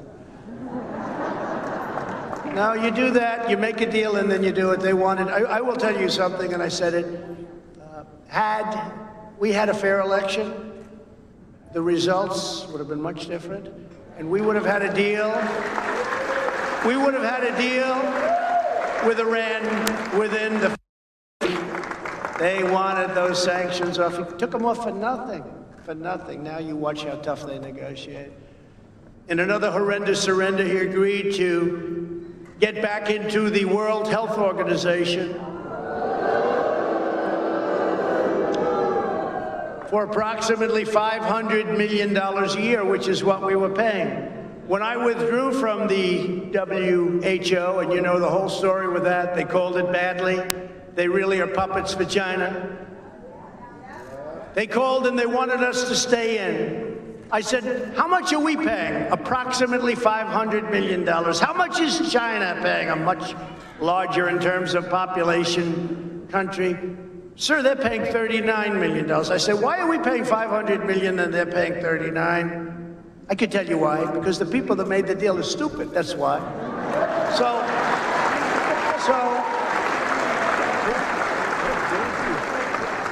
And I had no idea how popular it was going to be. I didn't even know if I would be able to politically, because people were so happy when I did get out. But I said, so we went in, we could get it for 39 million, which is what China, not 500 million, which is what we were stupidly paying. And they said, we can make a deal. We want you to go in. We can make a deal.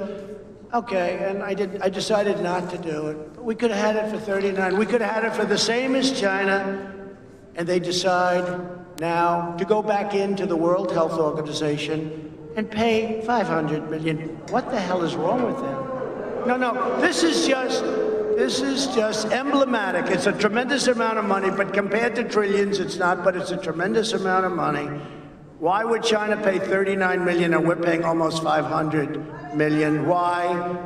So we could have made the same deal that China had, 39 million, and they just say, we're going back in. We're going back into the World Health Organization. They go back in, they pay 500. It is so sad. Just like the Iran and the World Health Organization, Joe Biden put the United States back into the very unfair and very costly Paris Climate Accord without negotiating a better deal. They wanted us so badly back in.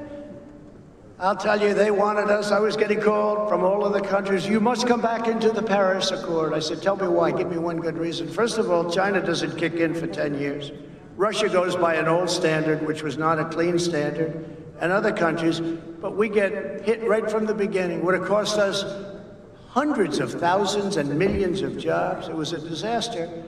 But they go back in. I could have made an unbelievable deal and gone back in, but I didn't want to do that. Surrendering millions of jobs and trillions of dollars to all of these other countries, almost all of them, that were in the deal. So they have favorable treatment. We don't have favorable treatment, and we just said, we're going back in. To go back in, they wanted us so badly. You could have negotiated. If you wanted to go back in, the cleanest air, the cleanest water, and everything else that we've ever had, so I don't know why we have to. And what good does it do when we're clean, but China's not, and Russia's not, and India's not? So they're pouring fumes. You know, the world is actually a small universe, right? They're pouring fumes, and we're trying to protect everything and building products for 3 times more than say. No, they could have made a great deal. If they were going to go back in, that's fine. But they could have made a great deal instead of just say, we're back in. These people. And in one of his first official acts, which was incredible because, again, he talked about energy. He never said he was going to do this. He canceled the Keystone XL pipeline, destroying 1,000 or the 9,000 or the 11,000 jobs that you hear, but 42,000 great-paying jobs on just about day one, right? He never talked about that during a debate. Because he wouldn't have gotten away with it. Well, he would have, because they cheated so much, it probably wouldn't have. No, but that was not a topic of conversation, remember? Fracking, you can frack. Oh, we love fracking. During the primary, no fracking. As soon as he got through that, he said, no, of course, everybody can frack. No fracking. You wait till you see what happens with your gasoline. Wait till you see what happens, and we cannot let this stuff continue to go on. One of my proudest accomplishments as president was to make America energy independent. The United States became the #1 energy superpower. #1.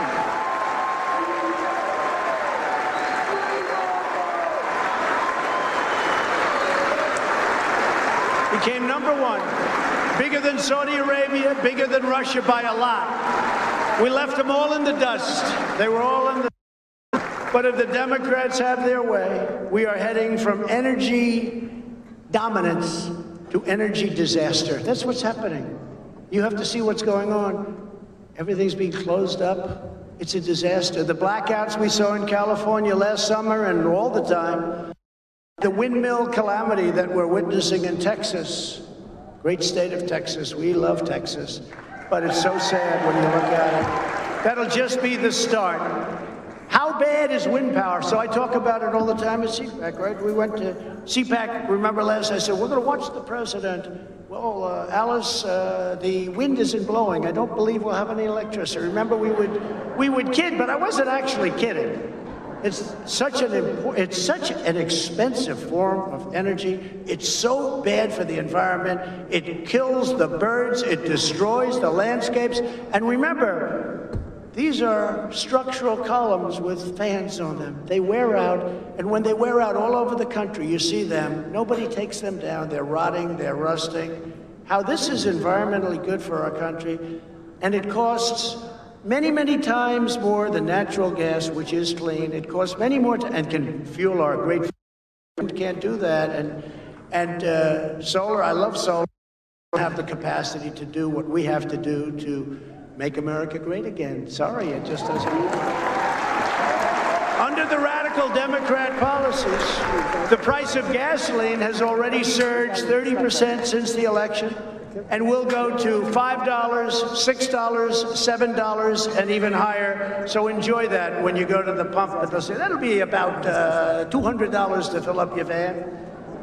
You go to this, remember they used to go to the little small vans? They got away from the big ones that everybody wanted. They went to the small ones. Well, you know what? Probably a good investment, as long as these guys have their say, because, you know, it's a shame what's happening. Energy prices are going to go through the roof, and that includes your electric bills. That includes any bill having to do with energy, our biggest cost. We will now be relying on Russia and the Middle East for oil. And they talk about Russia, Russia, Russia. What's better than what this guy's done for Russia? I had oil where they were actually paying you to take it, okay? You know, I was a little, remember they were going to give you 37 a barrel, but you had to take it away. You had free oil almost for a period of time, and one way I was proud of it, but we also had to save the energy industry, and it worked out well. And I dealt with Russia, Arabia, and they cut back on production, and we got it back up. But now it's going the opposite, because now they're taking this incredible energy independence away from the people of our country, and you're going to see costs go like you have never seen them go before. It's a very sad and very stupid thing that they're doing.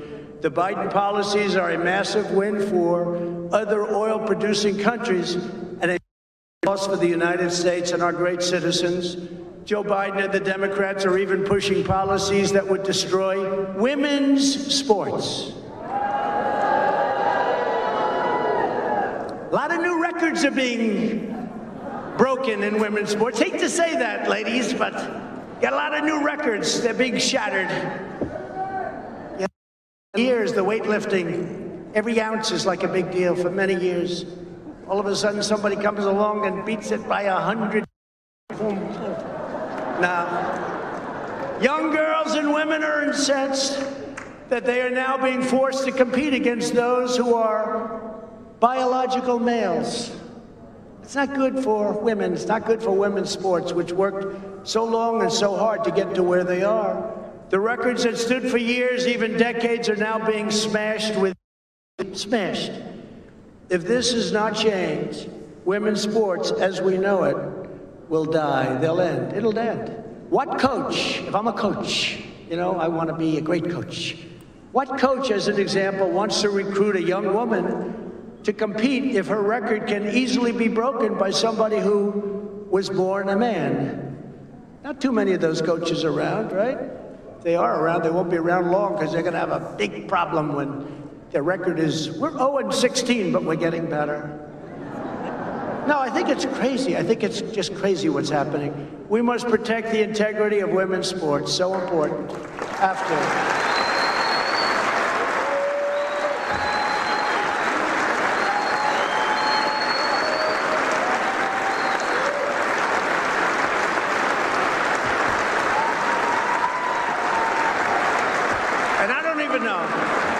Is that controversial? You know, somebody said, well, that's going to be very controversial. I said, that's okay. You haven't heard anything yet.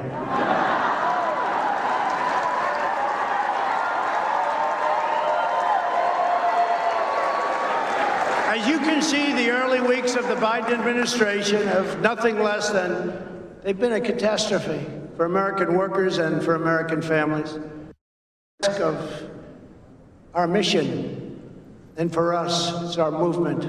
As I said, a movement like has never been seen, I think we can probably say, never been seen anywhere in the world. I mean, nobody's ever seen a movement like this. I'd grow up and I'd watch somebody who came in second in New Hampshire, or first in Iowa, and that was the end, and they became famous for the rest of their lives. We won the election twice. I mean, you know, think about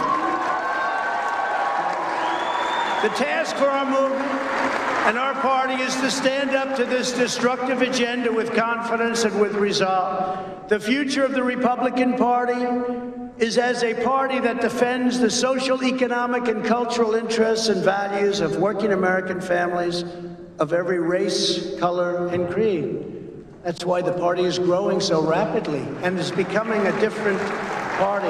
And it's becoming a party of love. You have to see outside the streets. I mean, there's such love. The flag.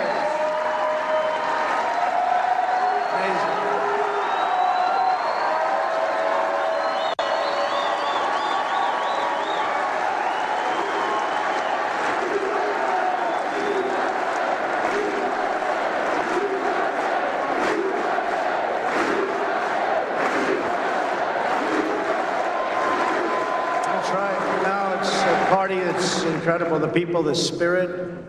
And there are, as you probably heard a little while ago, I mean, there's more spirit now than there's ever been, including even before the election. More spirit now than we've ever seen, because people are seeing how bad it can be. And again, I want to thank Rush and Catherine, because what he did to get the word out has been incredible. Some people are irreplaceable, as Sean Hannity would say, and he said Rush is irreplaceable. But his spirit lives on, and that's something that we need and we love. Republicans believe that the needs of every citizen must come first. In fact, America must come first. We don't put it first. They don't put it first. Over the past 4 years, my administration delivered for Americans of all backgrounds like never before. Like never before. We built the strongest economy in the history of the world, raised wages, and achieved the lowest African American, Hispanic American, and Asian American unemployment rates ever recorded. It was so great for everybody of all backgrounds that even after the China virus, we are leading the world. Nobody's even close. We're leading it in the comeback. Our economic comeback has been incredible. That's because the financial and economic foundation we built was so strong that unlike other countries who are having a hard time, we didn't break. We came roaring back, and now our stock market and your 401ks are again at record levels, higher than ever before, actually. Many people have asked, what is Trumpism? A new term being used more and more. I'm hearing that term more and more. I didn't come up with it. But what it means is great deals, great trade deals, great ones, not deals where we give away everything, our jobs, our money. Like the USMCA replacement of the horrible NAFTA. NAFTA was one of the worst deals ever made, probably the worst trade deal ever made. And we ended it. You know, a lot of people forget, we ended it. Now we have the USMCA, Mexico, Canada. It's incredible what it's done for our farmers, who are doing fantastically. Did you see grain prices and grain sales are at an all-time high?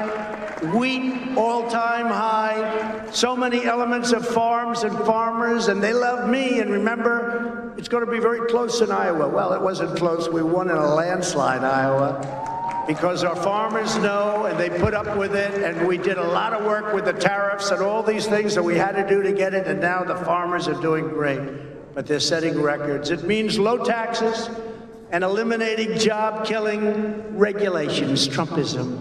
It means strong borders, but people coming into our country based on a system of merit, so they come in and they can help us, as opposed to coming here and not being good for us, including criminals, of which there are many.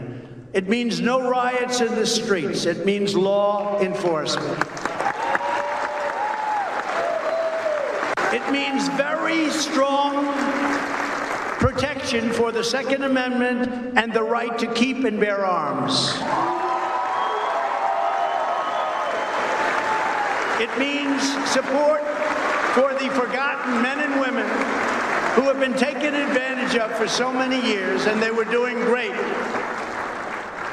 They were doing great before that horrible thing from China came in and hit us. And now they're starting to do really well again. You know, if you think about it, we built the economy twice. We built it then, and then like every other country in the world, it went down, and then we built it again. Now it's higher in many ways, certainly in the stock market, it's higher in many ways than it was before. That's because of the foundation. And no country comes even close to competing with our comeback. And it means a strong military and taking care of our vets, but a strong military, which we have totally rebuilt. We have rebuilt it. And our military has never been stronger than it is today. It was tired, it was depleted, it was obsolete, and now we have the best brand new equipment ever made, and it was all produced right here in the USA. Isn't that nice? And we take care of our vets. You know, we had a poll recently, just before leaving office. The vets had a 91% approval rating for the way we took care of them. That's the highest number in the history of the polls. The vet polls. On top of all of that, we have even created the Space Force, the first new branch of the United States military in nearly 75 years. The mission of the Democrat Party is to promote socialism. They want to promote socialism, ultimately leading, unfortunately, to communism. And that will happen. If you look at Venezuela, you look at some of these countries, that's why some of our biggest supporters are from South America, Latin America, because they've seen what goes on with all of this cancel culture, and you can't speak, and let's cut them off, and let's not give them words. The mission of our movement and of the Republican Party must be to create a future of good jobs, strong families, safe communities, a vibrant culture, and a great nation for all Americans, and that's what we're creating.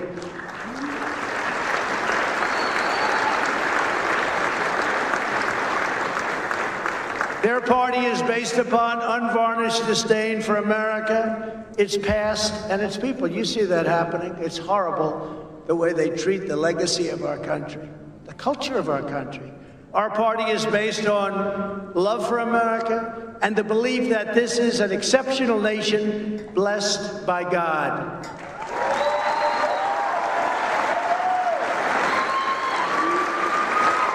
We take great pride in our country.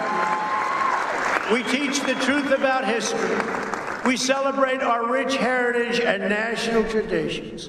We honor George Washington, Abraham Lincoln, Thomas Jefferson, and all national heroes.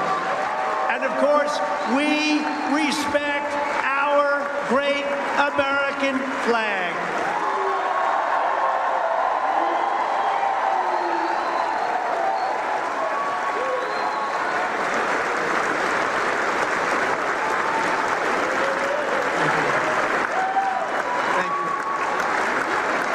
Thank you very much.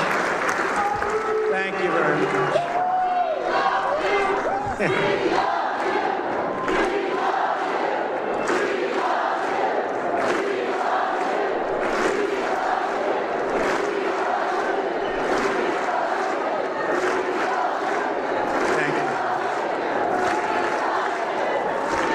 Thank you very much. So it started that hearing. We really were getting word of that, hearing that during some of the rallies, especially the latter rallies where we set records. We had 56 unbelievable packed rallies, and nobody's ever had anything like we had. And we started hearing, "We love you." And I asked somebody, you know, because we really liked Ronald Reagan, right? He was a great president. We had others. But I said, did anybody ever say that to Ronald Reagan or to any of our great? And to the best of all of these political professionals' knowledge and pollsters, nobody's ever heard that yet before, man. So it's an honor. Believe me, it's an honor. Great honor. It's a great honor. You know, when you think about "we love you," you're saying that about, I hate to say it, am I a politician? I don't know. Maybe I'm I hate to admit it. But that's really, it's an honor that you would say it. We believe in patriotic education and strongly oppose the radical indoctrination of America's youth. Horrible. We are committed to defending innocent life and to upholding the Judeo-Christian values of our founders and of our founding.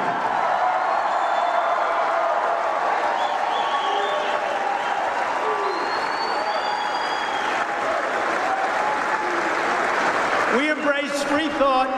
We stand up to political correctness, and we reject left-wing lunacy, and in particular, we reject cancel culture.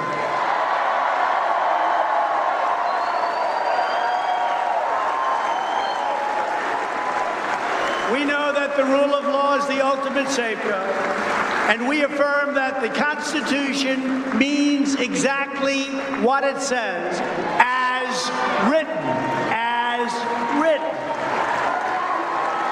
They want to change it. They want to change it. They want to get rid of it, frankly. We believe in law and order, and we believe that the men and women of law enforcement are heroes who truly deserve our absolute support. We don't defund the police. We are not defunding them. We believe in standing up to China, shutting down outsourcing, bringing back our factories and supply chains, and ensuring that America, not China, dominates the future of the world. That's what's going to happen. And by the way, we took in hundreds of billions of dollars from China.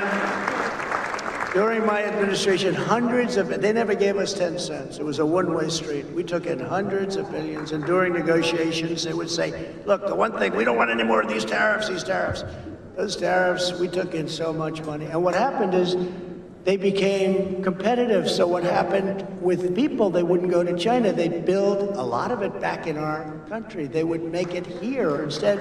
And in addition to that, we would take it in billions and billions and billions of dollars from China. But in all fairness to China, we made a trade deal with them. This was prior to COVID. Once COVID happened, I no longer cared so much about the trade deal, because what happened with that was just disgraceful. But that's one of the things, that's one of the reasons that right now our farmers are doing so good. I used to tell China, look, go and get a lot of wheat, get a lot of different things, all of the things we just talked about. You better go out and do it, because this country has not been treated fairly by you for many, many years, many, many years. We used to lose $504 billion trade deficit with China. $504 million, a lot. Right? You know that through the World Health Organization. Now take $504 million, make it $504 billion. We had deficits with China. It was absolutely insane that this could keep going on. It's amazing that you still have a country left. The people that did this to our country, they should be ashamed of themselves. They should be ashamed of themselves. Companies that leave America to create jobs in China and other countries that have ripped us off for years should not be rewarded. They should be tariffed, fined, and punished. They should not be rewarded. And that's what the Biden administration is doing. But of course, as you know, they have a very close personal relationship with China. So I don't expect much to happen. It's a shame, because it really is a threat. It's a tremendous economic threat. And thank God we've rebuilt our military, but it's a tremendous economic threat. Never forget it. These are the convictions that define our movement today and must define the Republican Party in the years ahead. Very simple. It's really quite simple, isn't it? Another one of the most urgent issues facing the Republican Party is that of ensuring fair, honest, and secure elections.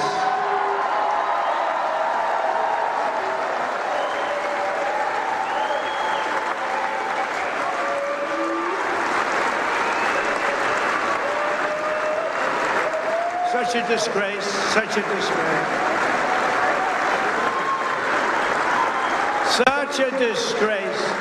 We must pass comprehensive election reforms, and we must do it now. The Democrats use the China virus as an excuse to change all of the election rules without the approval of their state legislatures, making it therefore illegal. It had a massive impact on the election. Again, You have to go to the legislatures to get these approvals. This alone would have easily changed the outcome of the election at levels that you wouldn't have even believed. Even with COVID, even with all of the things, the numbers are staggering. We can never let this or other abuses of the 2020 election be repeated or happen again. Can never let that happen again. You see what's going on. We've been set back so greatly with other countries and with the world. We need election integrity and election reform immediately. Republicans should be the party of honest elections that can give everyone confidence in the future of our country. Without honest elections, who has confidence? Who has confidence? This issue is being studied and examined. But the reality is you cannot have a situation where ballots are indiscriminately pouring in from all over the country. Tens of millions of ballots. Where are they coming from? They're coming all over the place. Where illegal aliens and dead people are voting and many other horrible things are happening that are too voluminous to even mention. But people know. I mean, it's being studied, and the level of dishonesty is not to be believed. We have a very sick and corrupt electoral process that must be fixed immediately. This election was rigged, and the Supreme Court and other courts didn't want to do anything about it.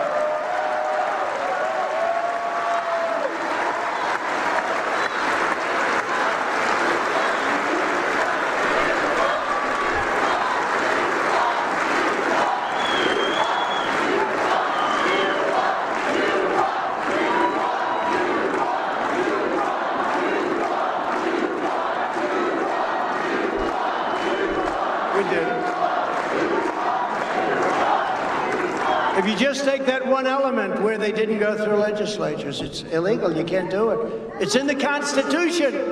They didn't have the courage, the Supreme Court. They didn't have the courage to act, but instead used process and lack of standing.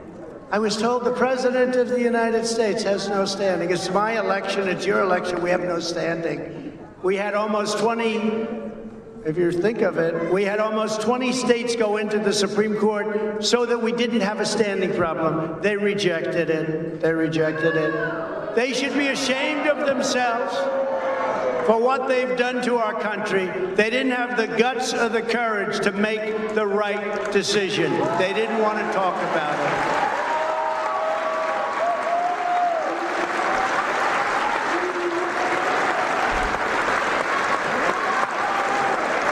You had the case led by the great state of Texas.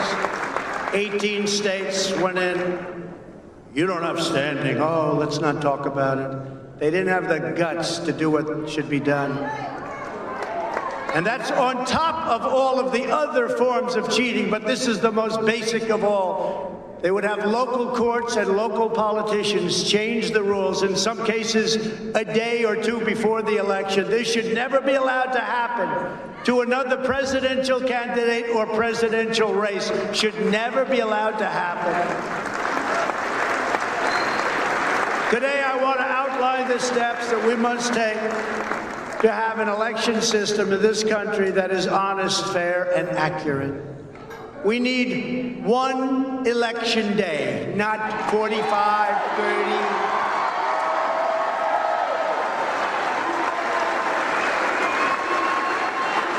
One day, like it's been. And if Republicans don't get this and the other things I'm going to say, then you should, like the Supreme Court, be ashamed of yourselves. One day. One day. And the only people that should be allowed to vote by mail are people that can be proven to be either very sick or out of the country or military where they can't do it. One day.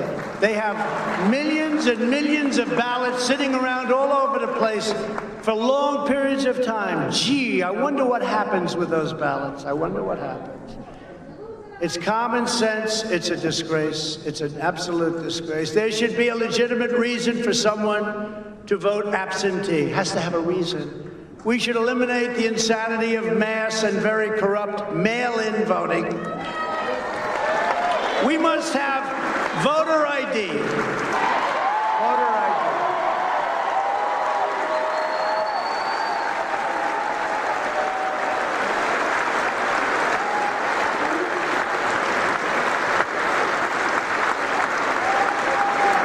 You know, to get into the Democrat National Convention, when they had the convention, you needed voter ID. You needed an ID card. You couldn't get in unless you had an ID. So many people told me you can't get in that place, you need ID. Nobody had ID.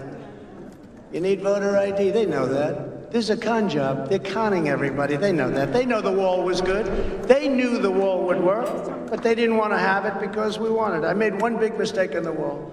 I should have said, we will not have a wall. And then they would have said, let's build a wall. I made a big mistake. I made a big mistake. I'm sorry.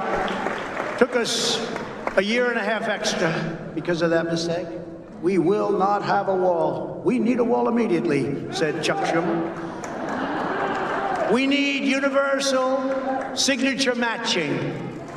They want to pass a bill where you don't have to match signatures, where signatures don't mean anything. Now, they know it's all, just like with the wall, just like with voter ID, when you need to go into anything that's Democrat-run, you need it. But for voting, which is our most sacred institution, they don't want to let you have it. There should be a 100% requirement to verify the citizenship of every person who votes.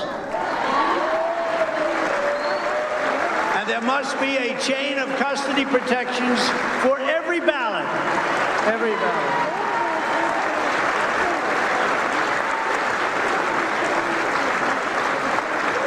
And you saw what happened in Detroit and Philadelphia and many other places, swing states mostly, all over, but swing states mostly.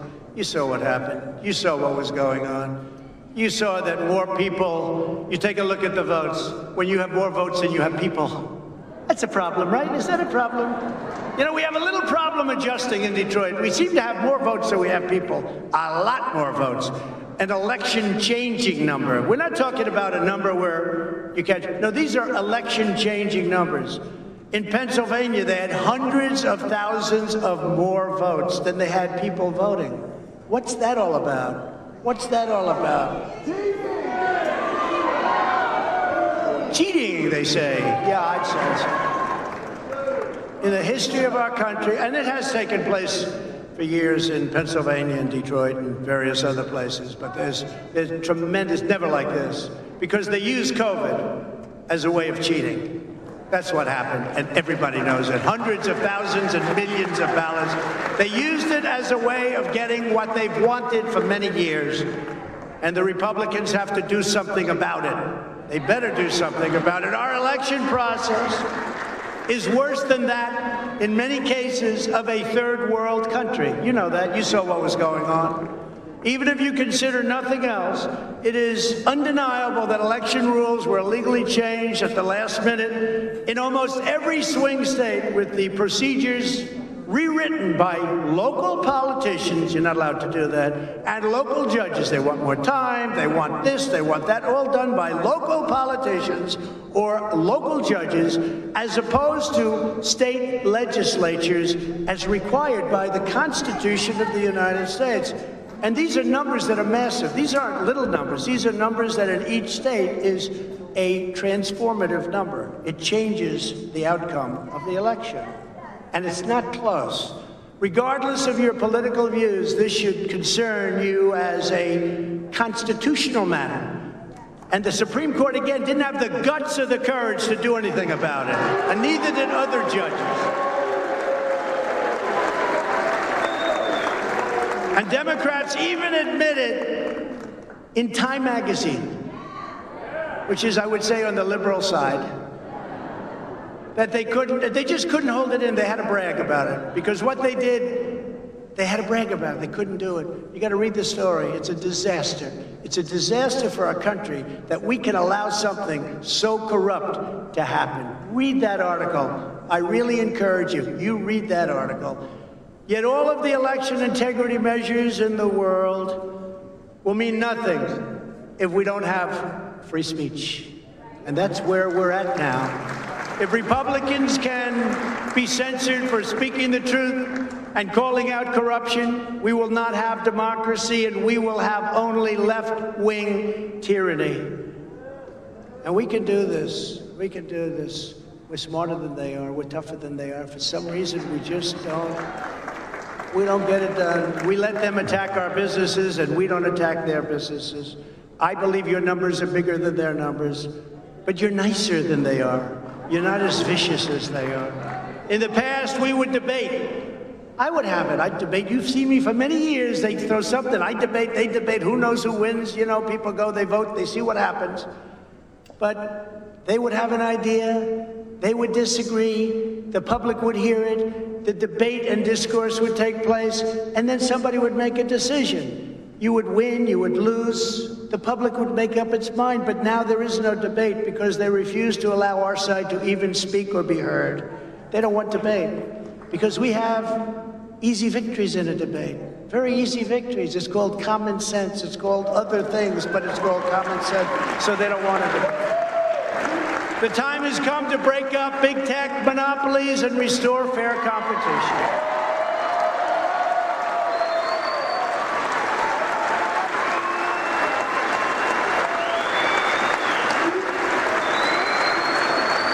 Republicans, conservatives must open up our platforms and repeal Section 230 liability protection. And if the federal government refuses to act, then every state in the union where we have the votes, which is a lot of them, big tech giants like Twitter, Google, and Facebook should be punished with major sanctions whenever they silence conservative voices.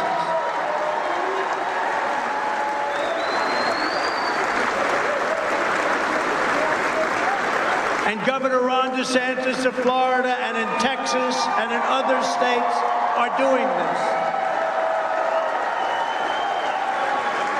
If they do what they're doing, Florida, and that legislation will pass, and Texas and others will have tremendous power to do what's right and what's fair. We have no time to waste. Nancy Pelosi and the Democrats in Congress are racing to pass a flagrantly unconstitutional attack on the First Amendment and the integrity of our elections known as H.R. 1. Do you know what H.R. 1 is? It's a disaster. Their bill would drastically restrict political speech, empower the federal government to shut down dissent, and turn the Federal Election Commission into a partisan political weapon. In addition, it virtually eliminates voter ID requirements nationwide, effectively ends all registration deadlines. Can you believe this? Requires states to give ballots to felons, automatically registers every welfare recipient to vote, and puts unaccountable, unelected bureaucrats in charge of drawing congressional districts. That's going to be a lot of fun. This monster must be stopped. It cannot be allowed to pass. Now more than ever is the time for tough, strong, and energetic Republican leaders who have spines of steel. We need strong leadership. We cannot have leaders who show more passion for condemning their fellow Americans than they have ever shown for standing up to Democrats, the media, and the radicals who want to turn America into a socialist country.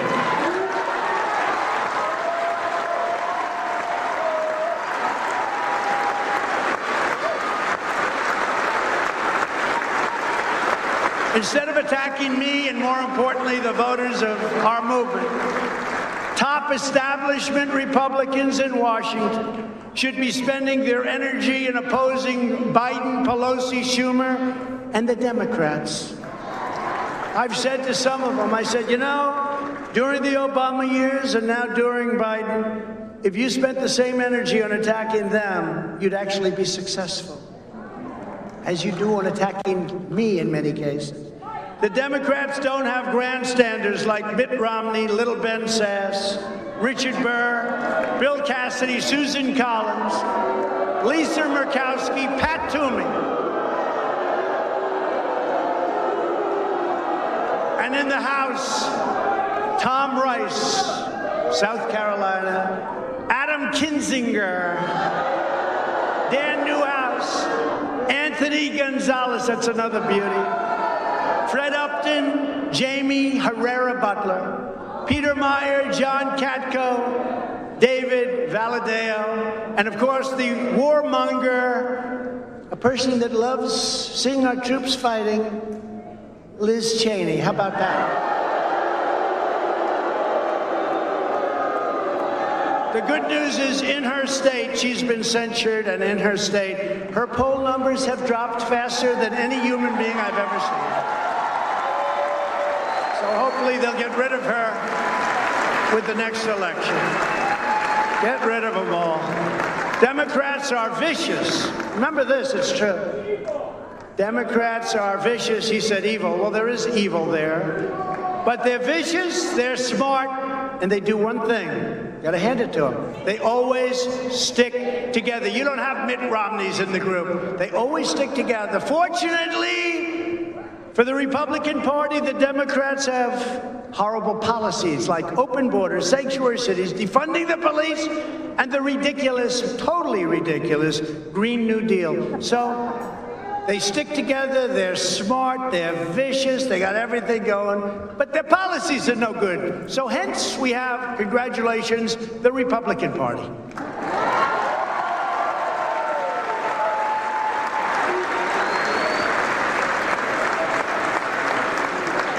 After this, they may not stick with those policies. We have to be careful. No, their policies are horrible. Think of it.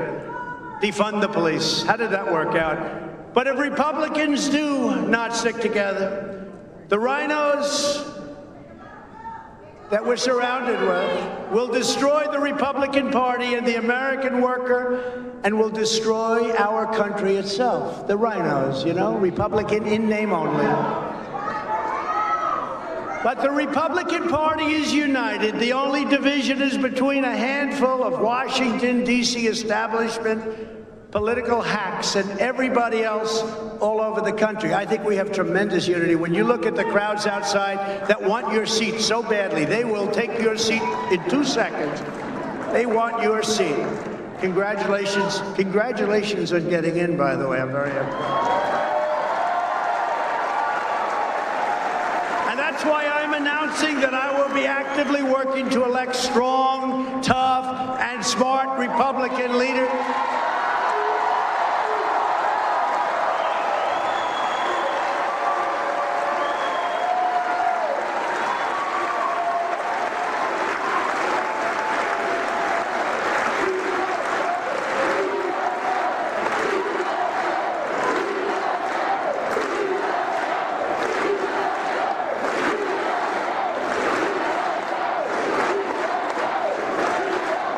Speaking of that, I heard Jim Jordan did a great job, right? I heard that from Mark Meadows. I heard it. Oh, there he is. Look at that. Hi, Jim. I heard you were great. In fact, I hated to follow you. I want to follow other people. I could name them, too. I like to follow other people. I heard you were great. Thank you, Jim, very much. Jim Jordan. Great, great athlete. People don't know he was a great wrestler, tremendous numbers of victories. The NC, he was a champion. He was college champion for a long period of time. He's a winner and a leader, and he doesn't play games. He likes to win. He likes to win. And we have a lot of people in our party that like to win, Jim, right? But I heard you were great. Thank you very much. But we want Republican leaders who are loyal to the voters and who will work proudly for the vision that I've laid out today. And what is it? So simple, right? So simple. Military, law and order, great trade deals, great education. So simple. Does anybody get it? What are they? Does anybody get it? It has just been stated that President Trump's endorsement is the most powerful asset in politics. You believe that? Who would have thought that was going to happen? Who would have thought that's going to happen, Jim? In last year's congressional primaries, 120, listen to this, it's crazy. 120 of 122 candidates I endorsed won. 120. That's almost as good as Jim's wrestling record. And the two that lost were beaten by people claiming to be more Trump than their opponent. So I like those two people very much also. In the Senate, I was undefeated in endorsements with a record of 21-0. My endorsement of Mitch McConnell, at his request, it's all right, it's all right. Now, he made a request, he asked for my endorsement, brought him from 1 point down to 20 points up, and he won his race in the great state, and actually the great Commonwealth of Kentucky, and he won it very easily. And I said, I wonder if I'm doing the right thing here, but you know what? I did what I did, but he went from 1 point down to 20 points up very quickly, immediately actually, and he won his race. And if you compare that to his other elections, I'm sure you'll see something interesting, but you know what? We got a Republican elected, and now we have to use Republicans to take care of the election frauds and all of the other things that are happening that shouldn't be allowed to happen in our country. It's very simple. Because of my efforts campaigning, we had huge gains in the House, and I helped keep many senators in their seats, and they will admit it, so that it's now 50-50 instead of Republicans being down anywhere from 8 to 10 seats. And they'll admit it, we'd be down 8 to 10 seats if I didn't campaign. We held rallies for some of the senators that were down, and nobody talks about that. Nobody wants to talk. The press doesn't talk about it. With me at the top of the ticket, not a single Republican member of Congress lost their race for the first time in decades. We won 26 of 26 toss-up races. Toss-up.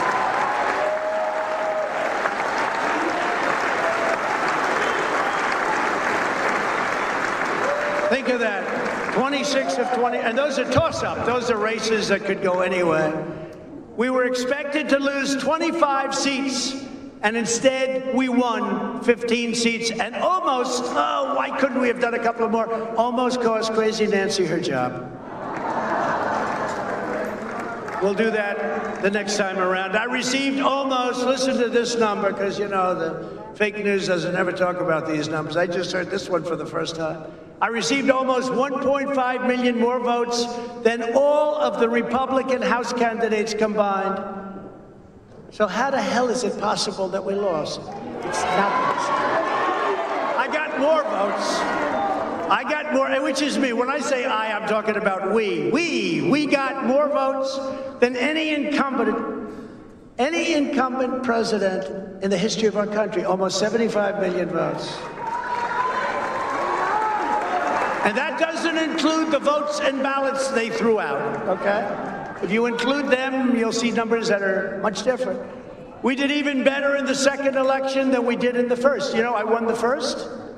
We won the second. We did much better. Sort of strange, right? How did you do? Well, we did much better the second time. Oh, you did? Really? What a disgrace. What a disgrace to our country. I got over 11 million, very close to 12 million more votes than we got in 2016. And I was told by John McLaughlin that if you, the great pollster, that if you get to, we had 63 in 2016, 63 million. Sir, if you get to 66 million, you have it made. We got to almost 75 million, and what the hell happened? What happened? What happened when they closed all of the counting booths? What happened at 3 o'clock in the morning? What happened at 3:02 in the morning? What happened? No president has ever lost an election after carrying Florida, Ohio, and Iowa, and I won them all, and I won them by a lot, I won 94% of the primary vote. No incumbent president who received more than 75% of the primary vote has ever lost an election. I had a record number, and no president has ever, and we're talking about a much lower number than we got, has ever lost an election. Thanks to my coattails, thank you. We have to have a sense of humor. Thanks to my coattails, Democrats failed to flip a single state legislature, think of it, or a legislative chamber, because Republicans came out to vote for me. Now, they say it differently. The press, the fake news spins it differently. They say, despite how well they did, Trump didn't win. That's such a lie. And many legislators, many legislators told me, they said they were going to lose their race. It wasn't going to happen. And then what happened is one in particular told me from a great swing state, said, I thought I was going to lose my position, lose my race. And I went out with my wife the night before the election, and I saw all these Trump signs and the American flags and the spirits on the streets. I said, darling, I think we're going to win. He said, but you were far, far, far more popular than me. They do lots of polls. You were way, way ahead of me, sir. And the next day I was right. He said, he won the election by a lot, and you lost the election. And sir, it's not possible that you lost, because you got a lower number than I did, and you were so far ahead of me. You're the person that brought everybody out to vote. And I happen to agree with that 1,000%. Never forget that conversation. He couldn't believe it. And I've heard it from more than one. And in November, 18 of 19 bellwether counties, you heard about the bellwether counties?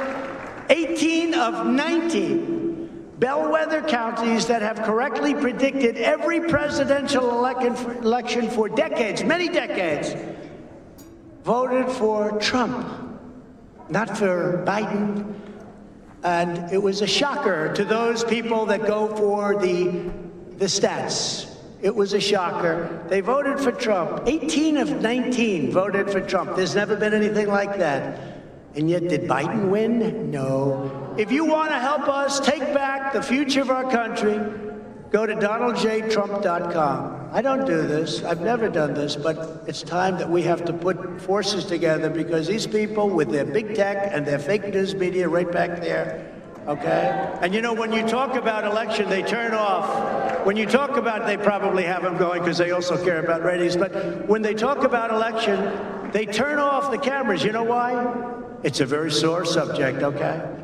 They don't like that subject. There's only one way to contribute to our efforts to elect America First Republican conservatives, and in turn to make America great again, and that's through Save America PAC and DonaldJTrump.com. So go out there and do whatever you can, because we're going to help a lot of great people. We know the right people to help. We need your help to win and to fight big tech and the radical left and the D.C. establishment.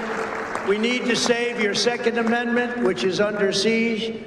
We need to help protect funding for our military and for our great vets, and that's what we're doing. As we discussed earlier, we're in a struggle for the survival of America as we know it. This is a struggle.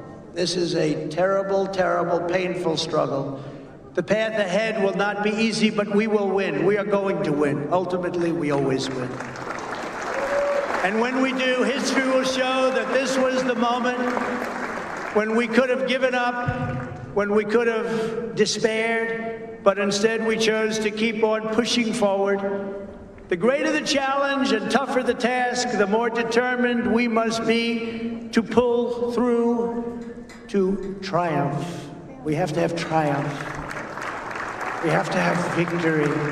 With the talent and dedication of everyone here today, and you have tremendous, not only dedication, tremendous talent in this room. I know many of you.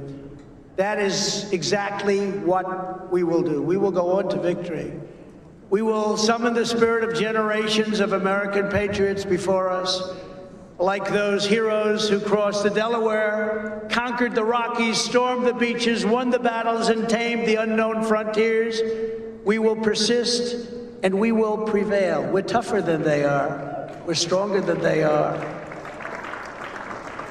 Together in the coming years, we will carry forward the torch of American liberty.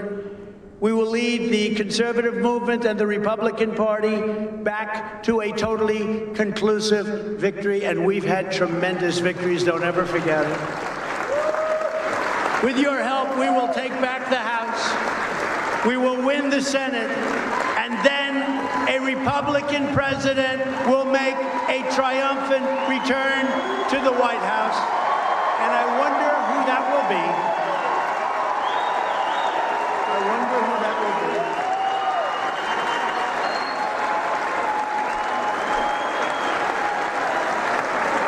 be. Who will that be? I wonder.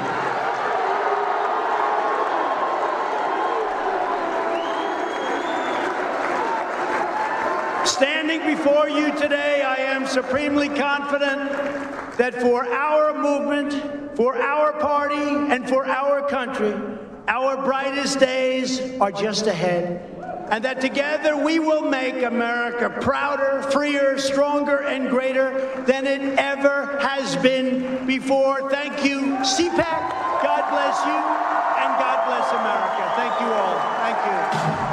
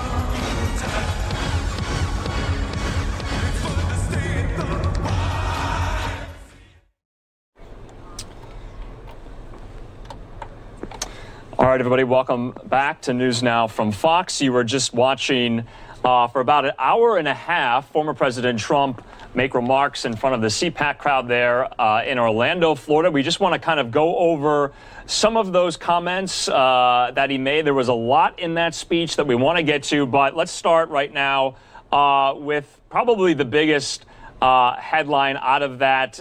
We told you before, former President Trump was not going to announce that he'd be running in 2024, but he said his agenda is far from over. In the end, we will win. He took a lot of moments to really trash the Biden administration. And so we also wanted to just kind of go over some of those as well. So one of the major nuggets of news, though, was he was not starting a new political party. That was one of the things that a lot of people were talking about in late January. There was talks of the former president starting a third party. That is not going to happen, according to former President Trump. He said the Republican Party needs to be united under the Republican Party. And so it was really essentially the greatest hits of a Trump rally, a Trump speech. He went after Joe Biden ad nauseum, going after his policies. He really hit the Biden immigration agenda very hard, the Biden environmental and energy policies very hard, taking huge criticism with Biden's decision to stop the permit for the Keystone Pipeline, really going after windmills and how windmills are dangerous and they're not reliable, something that we kind of saw with the Texas winter weather about a couple of weeks ago. But we also wanted to point out, too, and we're just going to put this up here because we think it's important, but he repeatedly mentioned these repeated unsubstantiated claims that the election was rigged, that the election was stolen from him, that millions of ballots showed up out of nowhere, that were, counted not in favor of him. Also, we want to talk about many times that he said, I found this one to be interesting, that he's going to beat the Democrats a third time. I'm paraphrasing there, essentially, telling his supporters that, he won the last election in 2020, which is not true. We just wanted to point that out here on News Now from Fox. A lot of these allegations that he said about the election being rigged are unsubstantiated and they're flat out false. He also was highlighting vaccine progress under his administration, that millions of doses were already being administered once Joe Biden took the oath of office. But he said the Republican Party, going back to the election, needs to be a party with fair elections, invested in election integrity. But then he went on to essentially just kind of castigate our electoral process here in America. He said he likened it to that of a third world country. He said it's corrupt and it's sick. He even said as far as our election process with being litigated in the courts, that the judges on the Supreme Court did not have the guts to overturn the election in his favor. So there were many, many repeated falsehoods from the president once again about the election being stolen from him. And right now we're going to be joined by someone who was just at Cpac the other day. We're going to just show you some of the ballroom here. It's kind of cleared out. That was a very, very long speech. And most of the crowd has already cleared out. But we're being joined now by Spencer Brown, and he's the spokesperson for the Young America's Foundation. He was just in Orlando. I think he just flew in this morning. We're being joined, just bear with me here, I have to pull it up.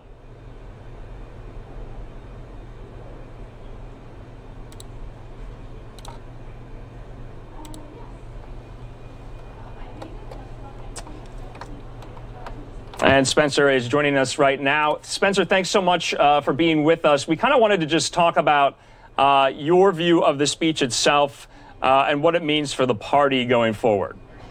Yeah, no, it's great to be with you. Like you said, it was a very long speech, which is what we've come to expect from these sorts of remarks by President Trump, former President Trump.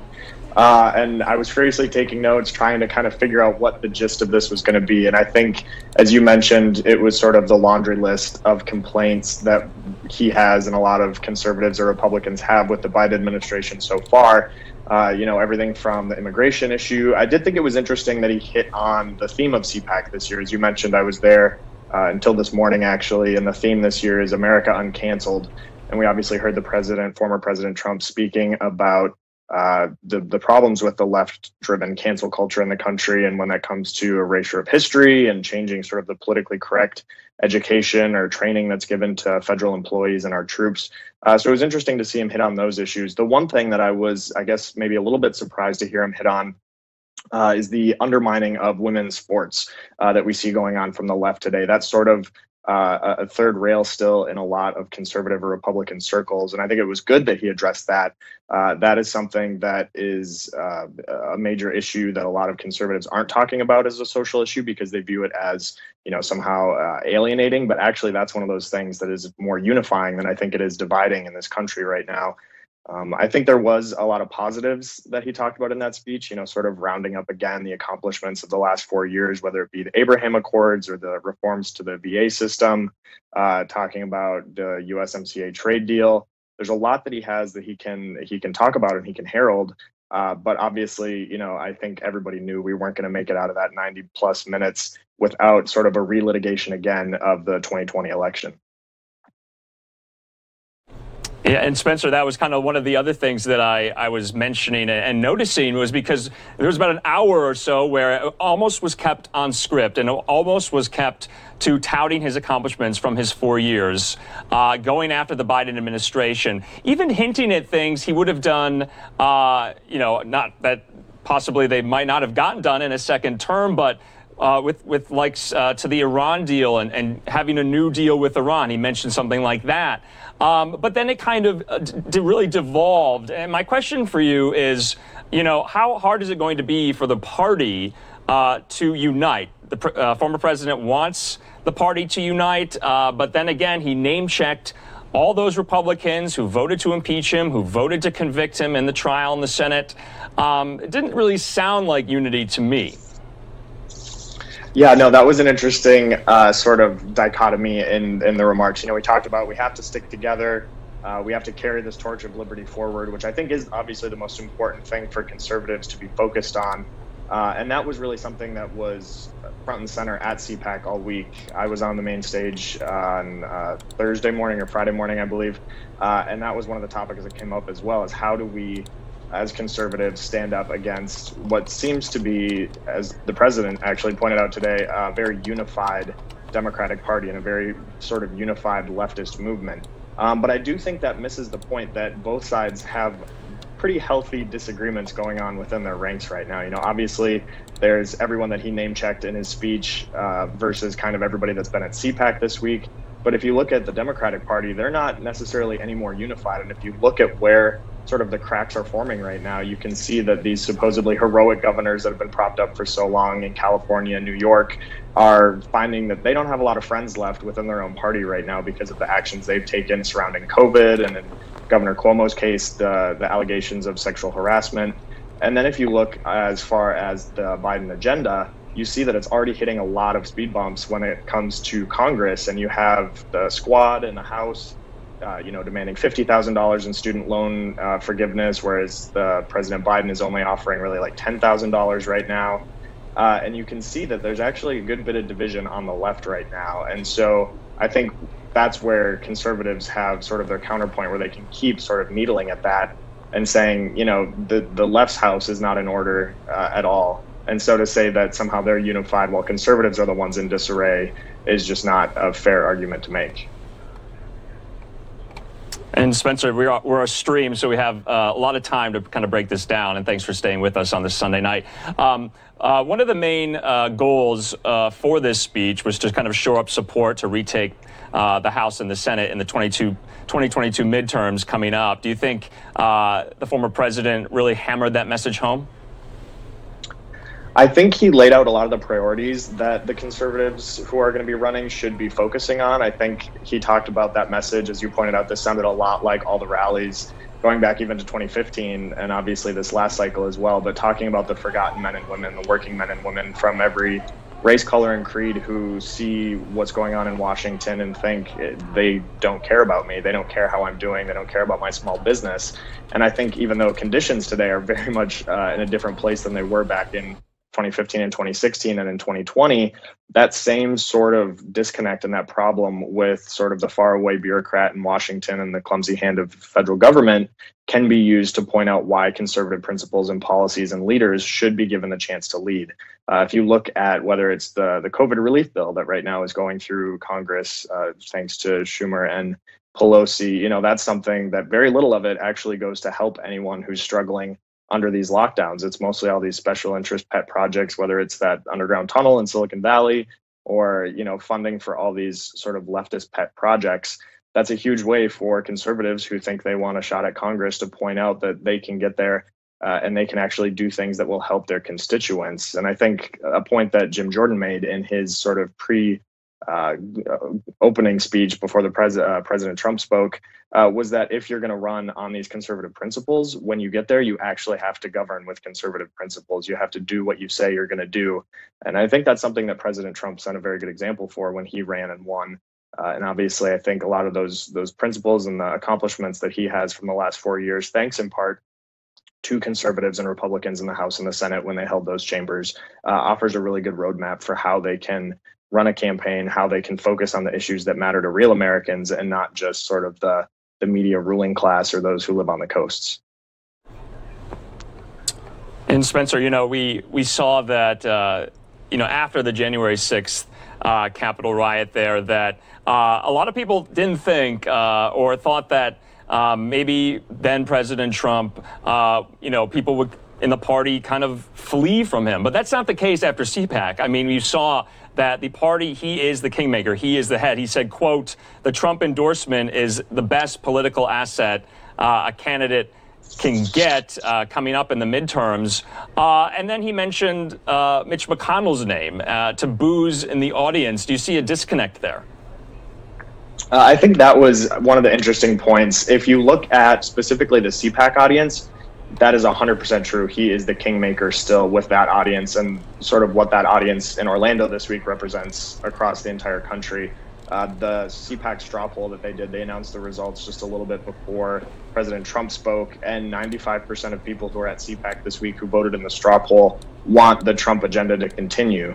And so for them, and I think a lot of conservatives, honestly, the actions speak louder than the president's words or tweets or whatever it may be. And so when they look at the accomplishments of the last 4 years and what was able to be done, I think they're willing to put aside some concerns about the style or the rhetoric and look at how the country, as the President Trump pointed out, they built the economy twice because they had to recover from 8 years of Obama policies. They pursued this very aggressive deregulatory agenda. They passed the tax cuts. They worked to make sure that the American people could get to work and do what they needed to do. And that's exactly what happened. You know, we had all these record low unemployment numbers for groups that have suffered from chronically high unemployment. And again, I think that shows the roadmap for how people who want to lead in the future should be focusing and where their sort of economic policy should be. Spencer, last question for you. You know, you've been to Cpacs many times in the past. How did you think this one was different? You know, usually it's around the DC area. This time it was in Orlando. But what were some of the main differences that you noticed? Well, the main and the most positive difference was the weather, obviously. National Harbor here outside DC in February and March is usually a blizzard is in the forecast, and it's just not that great. But down in Orlando, the weather was absolutely perfect.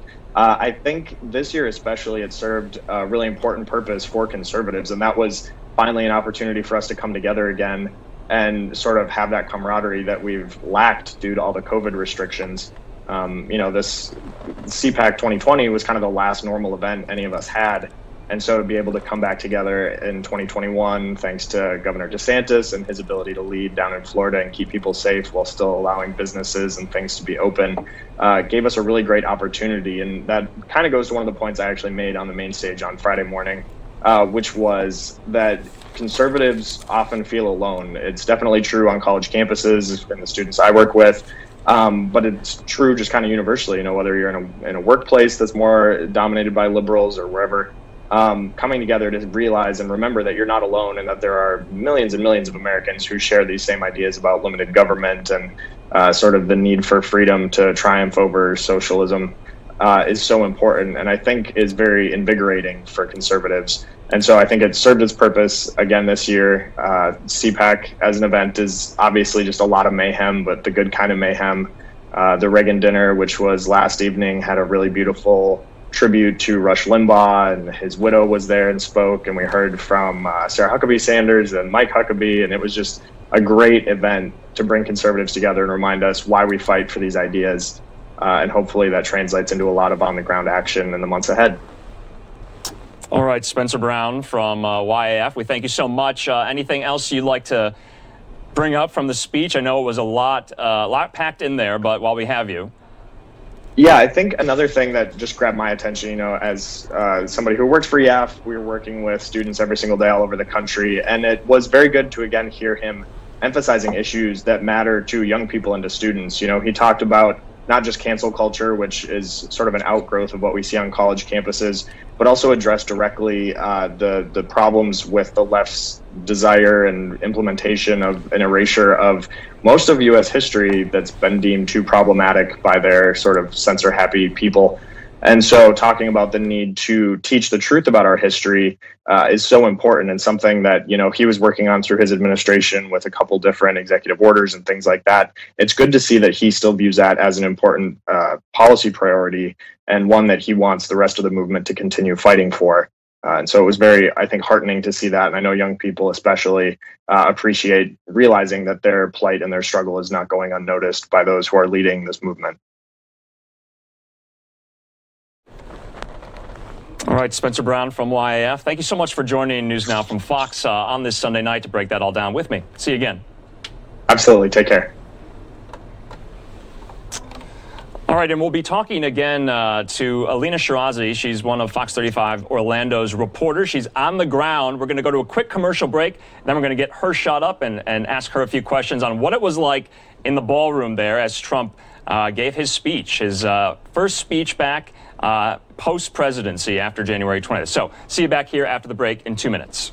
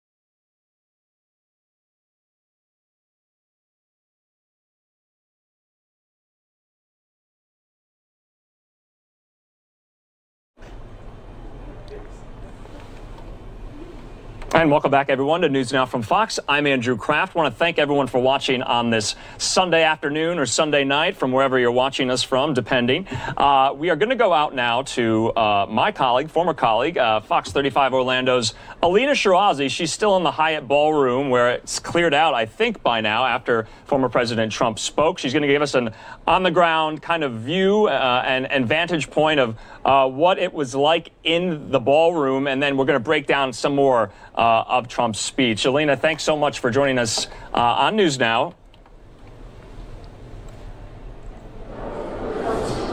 Right, Andrew. Well, we've had big Republican names this past weekend at Cpac, but the big finale tonight was undoubtedly former President Donald Trump. Now, undoubtedly, the biggest news from tonight that came was him saying he may decide to beat them for the third time. That's, of course, referring to the Democrats and a potential 2024 presidential run. That's when the crowd burst into cheers and applause, standing up, giving him a standing ovation from their seats. So that was definitely some of the loudest noise that we have heard from tonight. The former president also took shots at Biden's administration, really referring back to the immigration policies that he says he is not looking forward to, also drawing stark contrasts between his administration and his handling of COVID versus Biden's administration. Trump also continued to lay out a future plan and vision for the future of the Republican Party, but he's not the only one. There have been other Republican leaders here trying to do the same and have their breakout moment this weekend at Cpac. People like Senator Josh Hawley, Ted Cruz, and Florida's Governor Ron DeSantis. But if there's one message that Trump wanted to make clear tonight, Andrew, that's this. He's definitely not going anywhere anytime soon. Alina, that's so true. Many times during the almost 90 full minutes of him speaking there on the stage, it was evident, it was clear. He is the head of the GOP. He is the leader of the party. Let's talk about the straw poll, the results of the straw poll that were released a little earlier, right before Trump came to the stage. What did they tell us? This is something Cpac does every year and kind of questions the attendees who come and join Cpac. So what did it tell us this year?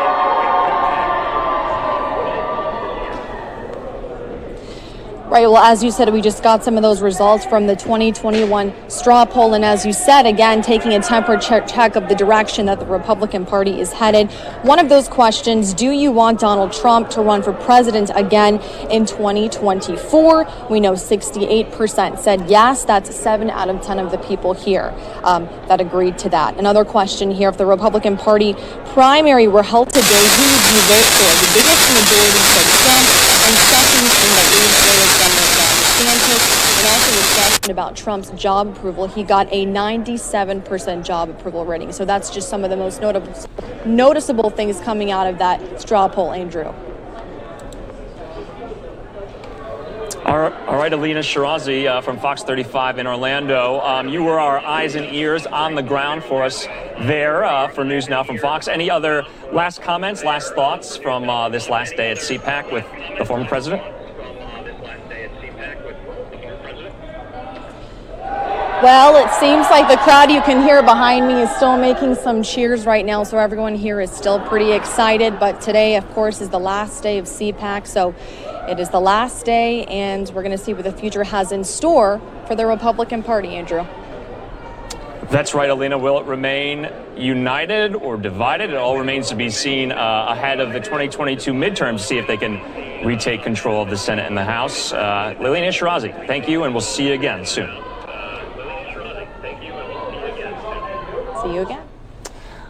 All right, that's almost going to do it for us for our coverage here on News Now from Fox on this Sunday. We're devoting most of it to special live coverage of Cpac and the former president's speech.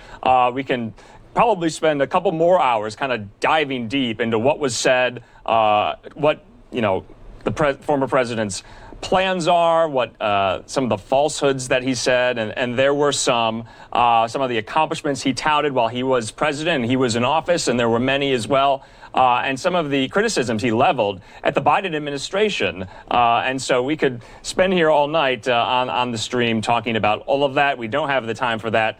We're going to pick it back up, though, here on News Now from Fox on Monday morning at 6 a.m. Eastern from our Orlando outpost there in Florida. You know the names well. You know them, Rain, Regina, and Pilar. They're going to be starting off the next week at 6 a.m. Eastern, and then myself, Mike Page, Daytona Everett, Christy Connors, and we will have coverage for you, Phoenix, starting in the afternoon as always. So you're not going to want to miss it. We're going to go to a quick commercial break, and then as always, we start our overnight playlist, some of the top events that we've shown you throughout the weekend and the week prior.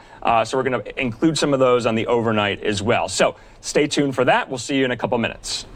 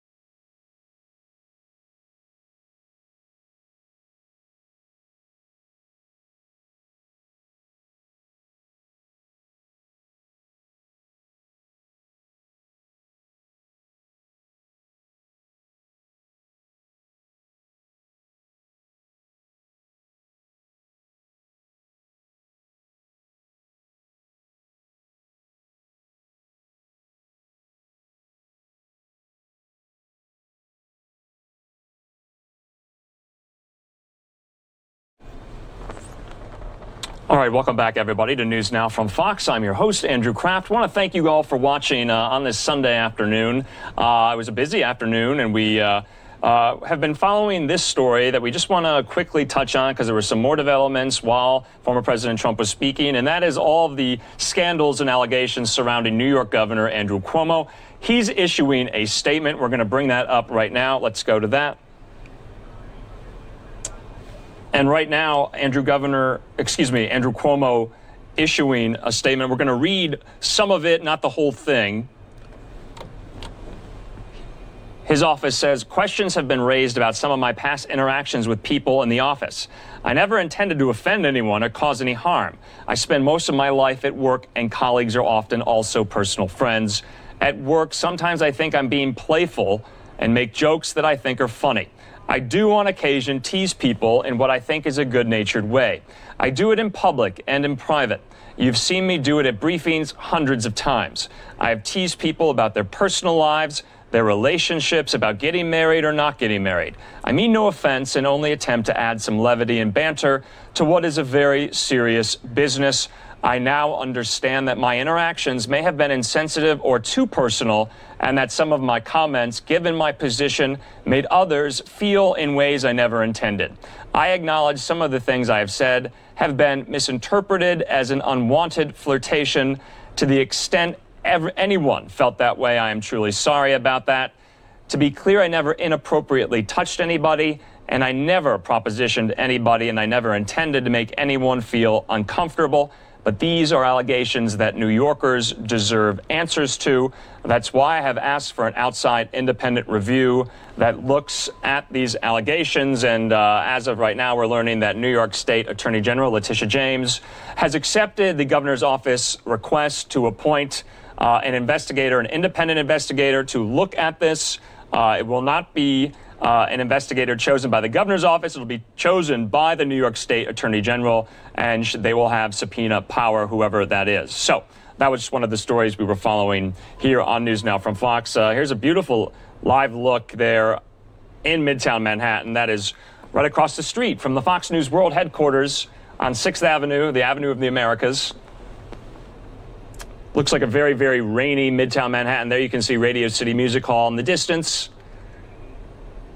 Almost 7 p.m. there, almost 5 p.m. here Mountain Time in Phoenix, Arizona. And I'm Andrew Kraft. I want to thank everyone for watching. You know, at this time, like I say, we compile an overnight playlist. It plays on the weekends as well overnight of the previous day's top live events that we've already showed you. And we're going to start off with a replay of former President Trump's remarks there at Cpac, and then it goes into some coronavirus press conferences, some more remarks by politicians from around the country as well. So it's about 10 hours long. It'll get you through the overnight if you're ambitious and you might have missed it, or you just can't sleep because you suffer from insomnia. But don't forget that News Now will be back on the weekdays, 6 a.m. Eastern to 1 a.m. Eastern. That's a lot of time because there's a lot of news that we have to get to, so you don't want to go anywhere. Once again, you can go to our website, newsnowfox.com. You can follow us on Twitter as well at NewsNowFox. So for all of us on this Sunday, I want to thank you for watching, and have a good night. Have a good start to your week.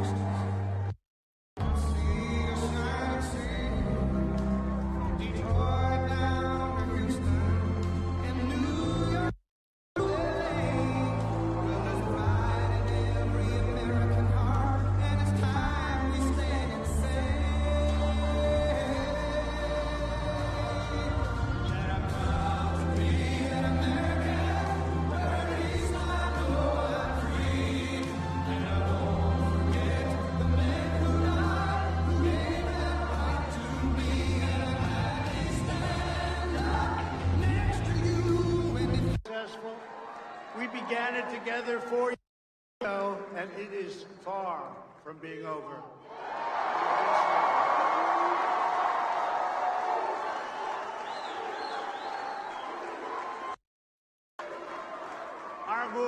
proud, hard, and you know what this is? The hardest working people, hard-working American patriots, is just getting started. And in the end, we will win. We will win. We've been doing a lot of winning. As we gather this week, we're in the middle of a historic struggle for America's future, America's culture, and America's institutions, borders, and most cherished principles. Our security, our prosperity, and our very identity as Americans is at stake, like perhaps at no other time. So no matter how much the Washington establishment and the powerful special interests may want to silence us, let there be no doubt we will be victorious and America will be stronger and greater than ever before.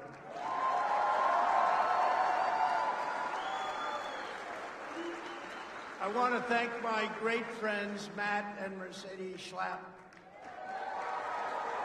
Matt, thank you. Thank you. Mercedes, thank you very much.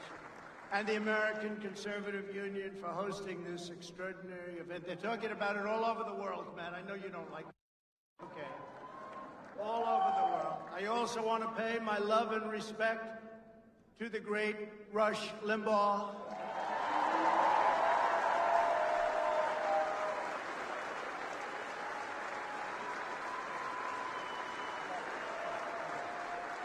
Who is watching closely and smiling down on us. He's watching and he's loving it, and he loves Catherine. Catherine, thank you for being here. So great. Thank you, Catherine.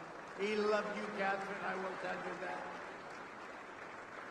So fantastic. Thank you, Catherine, very much. To each and every one of you here at Cpac, I am more grateful to you than you will ever know. We are gathered this afternoon to talk about the future of our movement, the future of our party, and the future of our beloved country. For the next 4 years, the brave Republicans in this room will be at the heart of the effort to oppose the radical Democrats, the fake news media, and their toxic cancel culture. Something new to our ears, cancel culture. And I want you to know that I'm going to continue to fight right by your side. We will do what we've done right from the beginning, which is to win. We're not starting new parties. You know, they kept saying, he's going to start a brand new party. We have the Republican Party. It's going to unite and be stronger than ever before. I am not starting a new party. That was fake news. Fake news, no. Wouldn't that be brilliant? Let's start a new party and let's divide our vote so that you can never win. No, we're not interested in that. No, we have tremendous, Mr. McLaughlin just gave me numbers that nobody's ever heard of before. More popular than anybody. That's all of us. It's all of us. Those are great numbers, and I want to thank you very much. Those are incredible numbers. I came here and he was giving me 95%, 97%, 92%. I said, they're great, and I want to thank everybody in this room and everybody all throughout the country, throughout the world, if you want to really know the truth. Thank you, darling. Thank you. We will be united and strong like never before. We will save and strengthen America, and we will fight the onslaught of radicalism, socialism, and indeed it all leads to communism once and for all. That's what it leads to.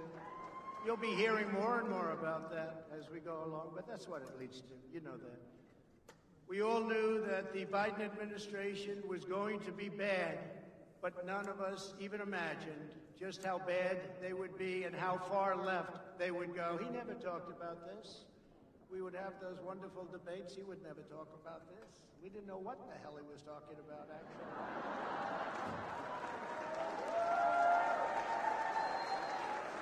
His campaign was all lies. Talked about energy. I said, you know, this guy actually, he's okay with energy. He wasn't okay with energy. He wants to put you all out of business. He's not okay with energy. He wants windmills, the windmills. The windmills that don't work when you need them. Joe Biden has had the most disastrous first month of any president in modern history. That's true. Already